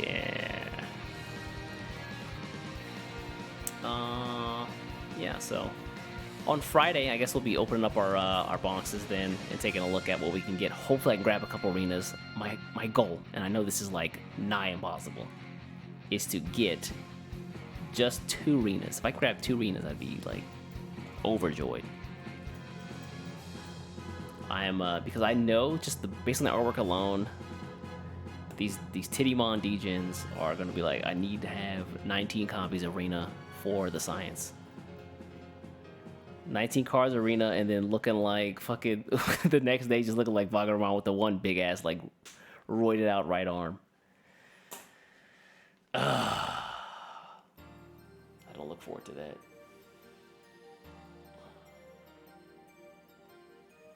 Two alt arts for me. The worst part about that is I would sell those alt arts and get 4 arenas. That's the kind of behavior I'm engaged in right now.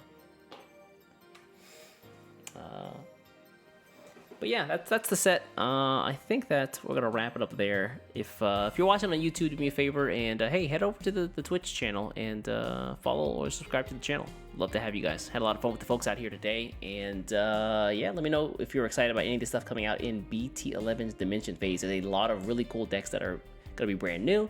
A lot of decks that are getting some support, and a lot of things that we still really weren't sure about, like how they're gonna work out. Like for example, the Purple Retaliation stuff. If any of these options are actually good outside of Hades Force, I think maybe Cootie's Kit could be good. Yeah, I think there's just a lot to explore and to dig into here. Maybe Tyrannomon ends up being good. Fingers crossed. That's my like Hopium deck. I'm taking the big hit on that one. But yeah, anyway, thanks for watching. I'll catch you guys in the next one. Take care.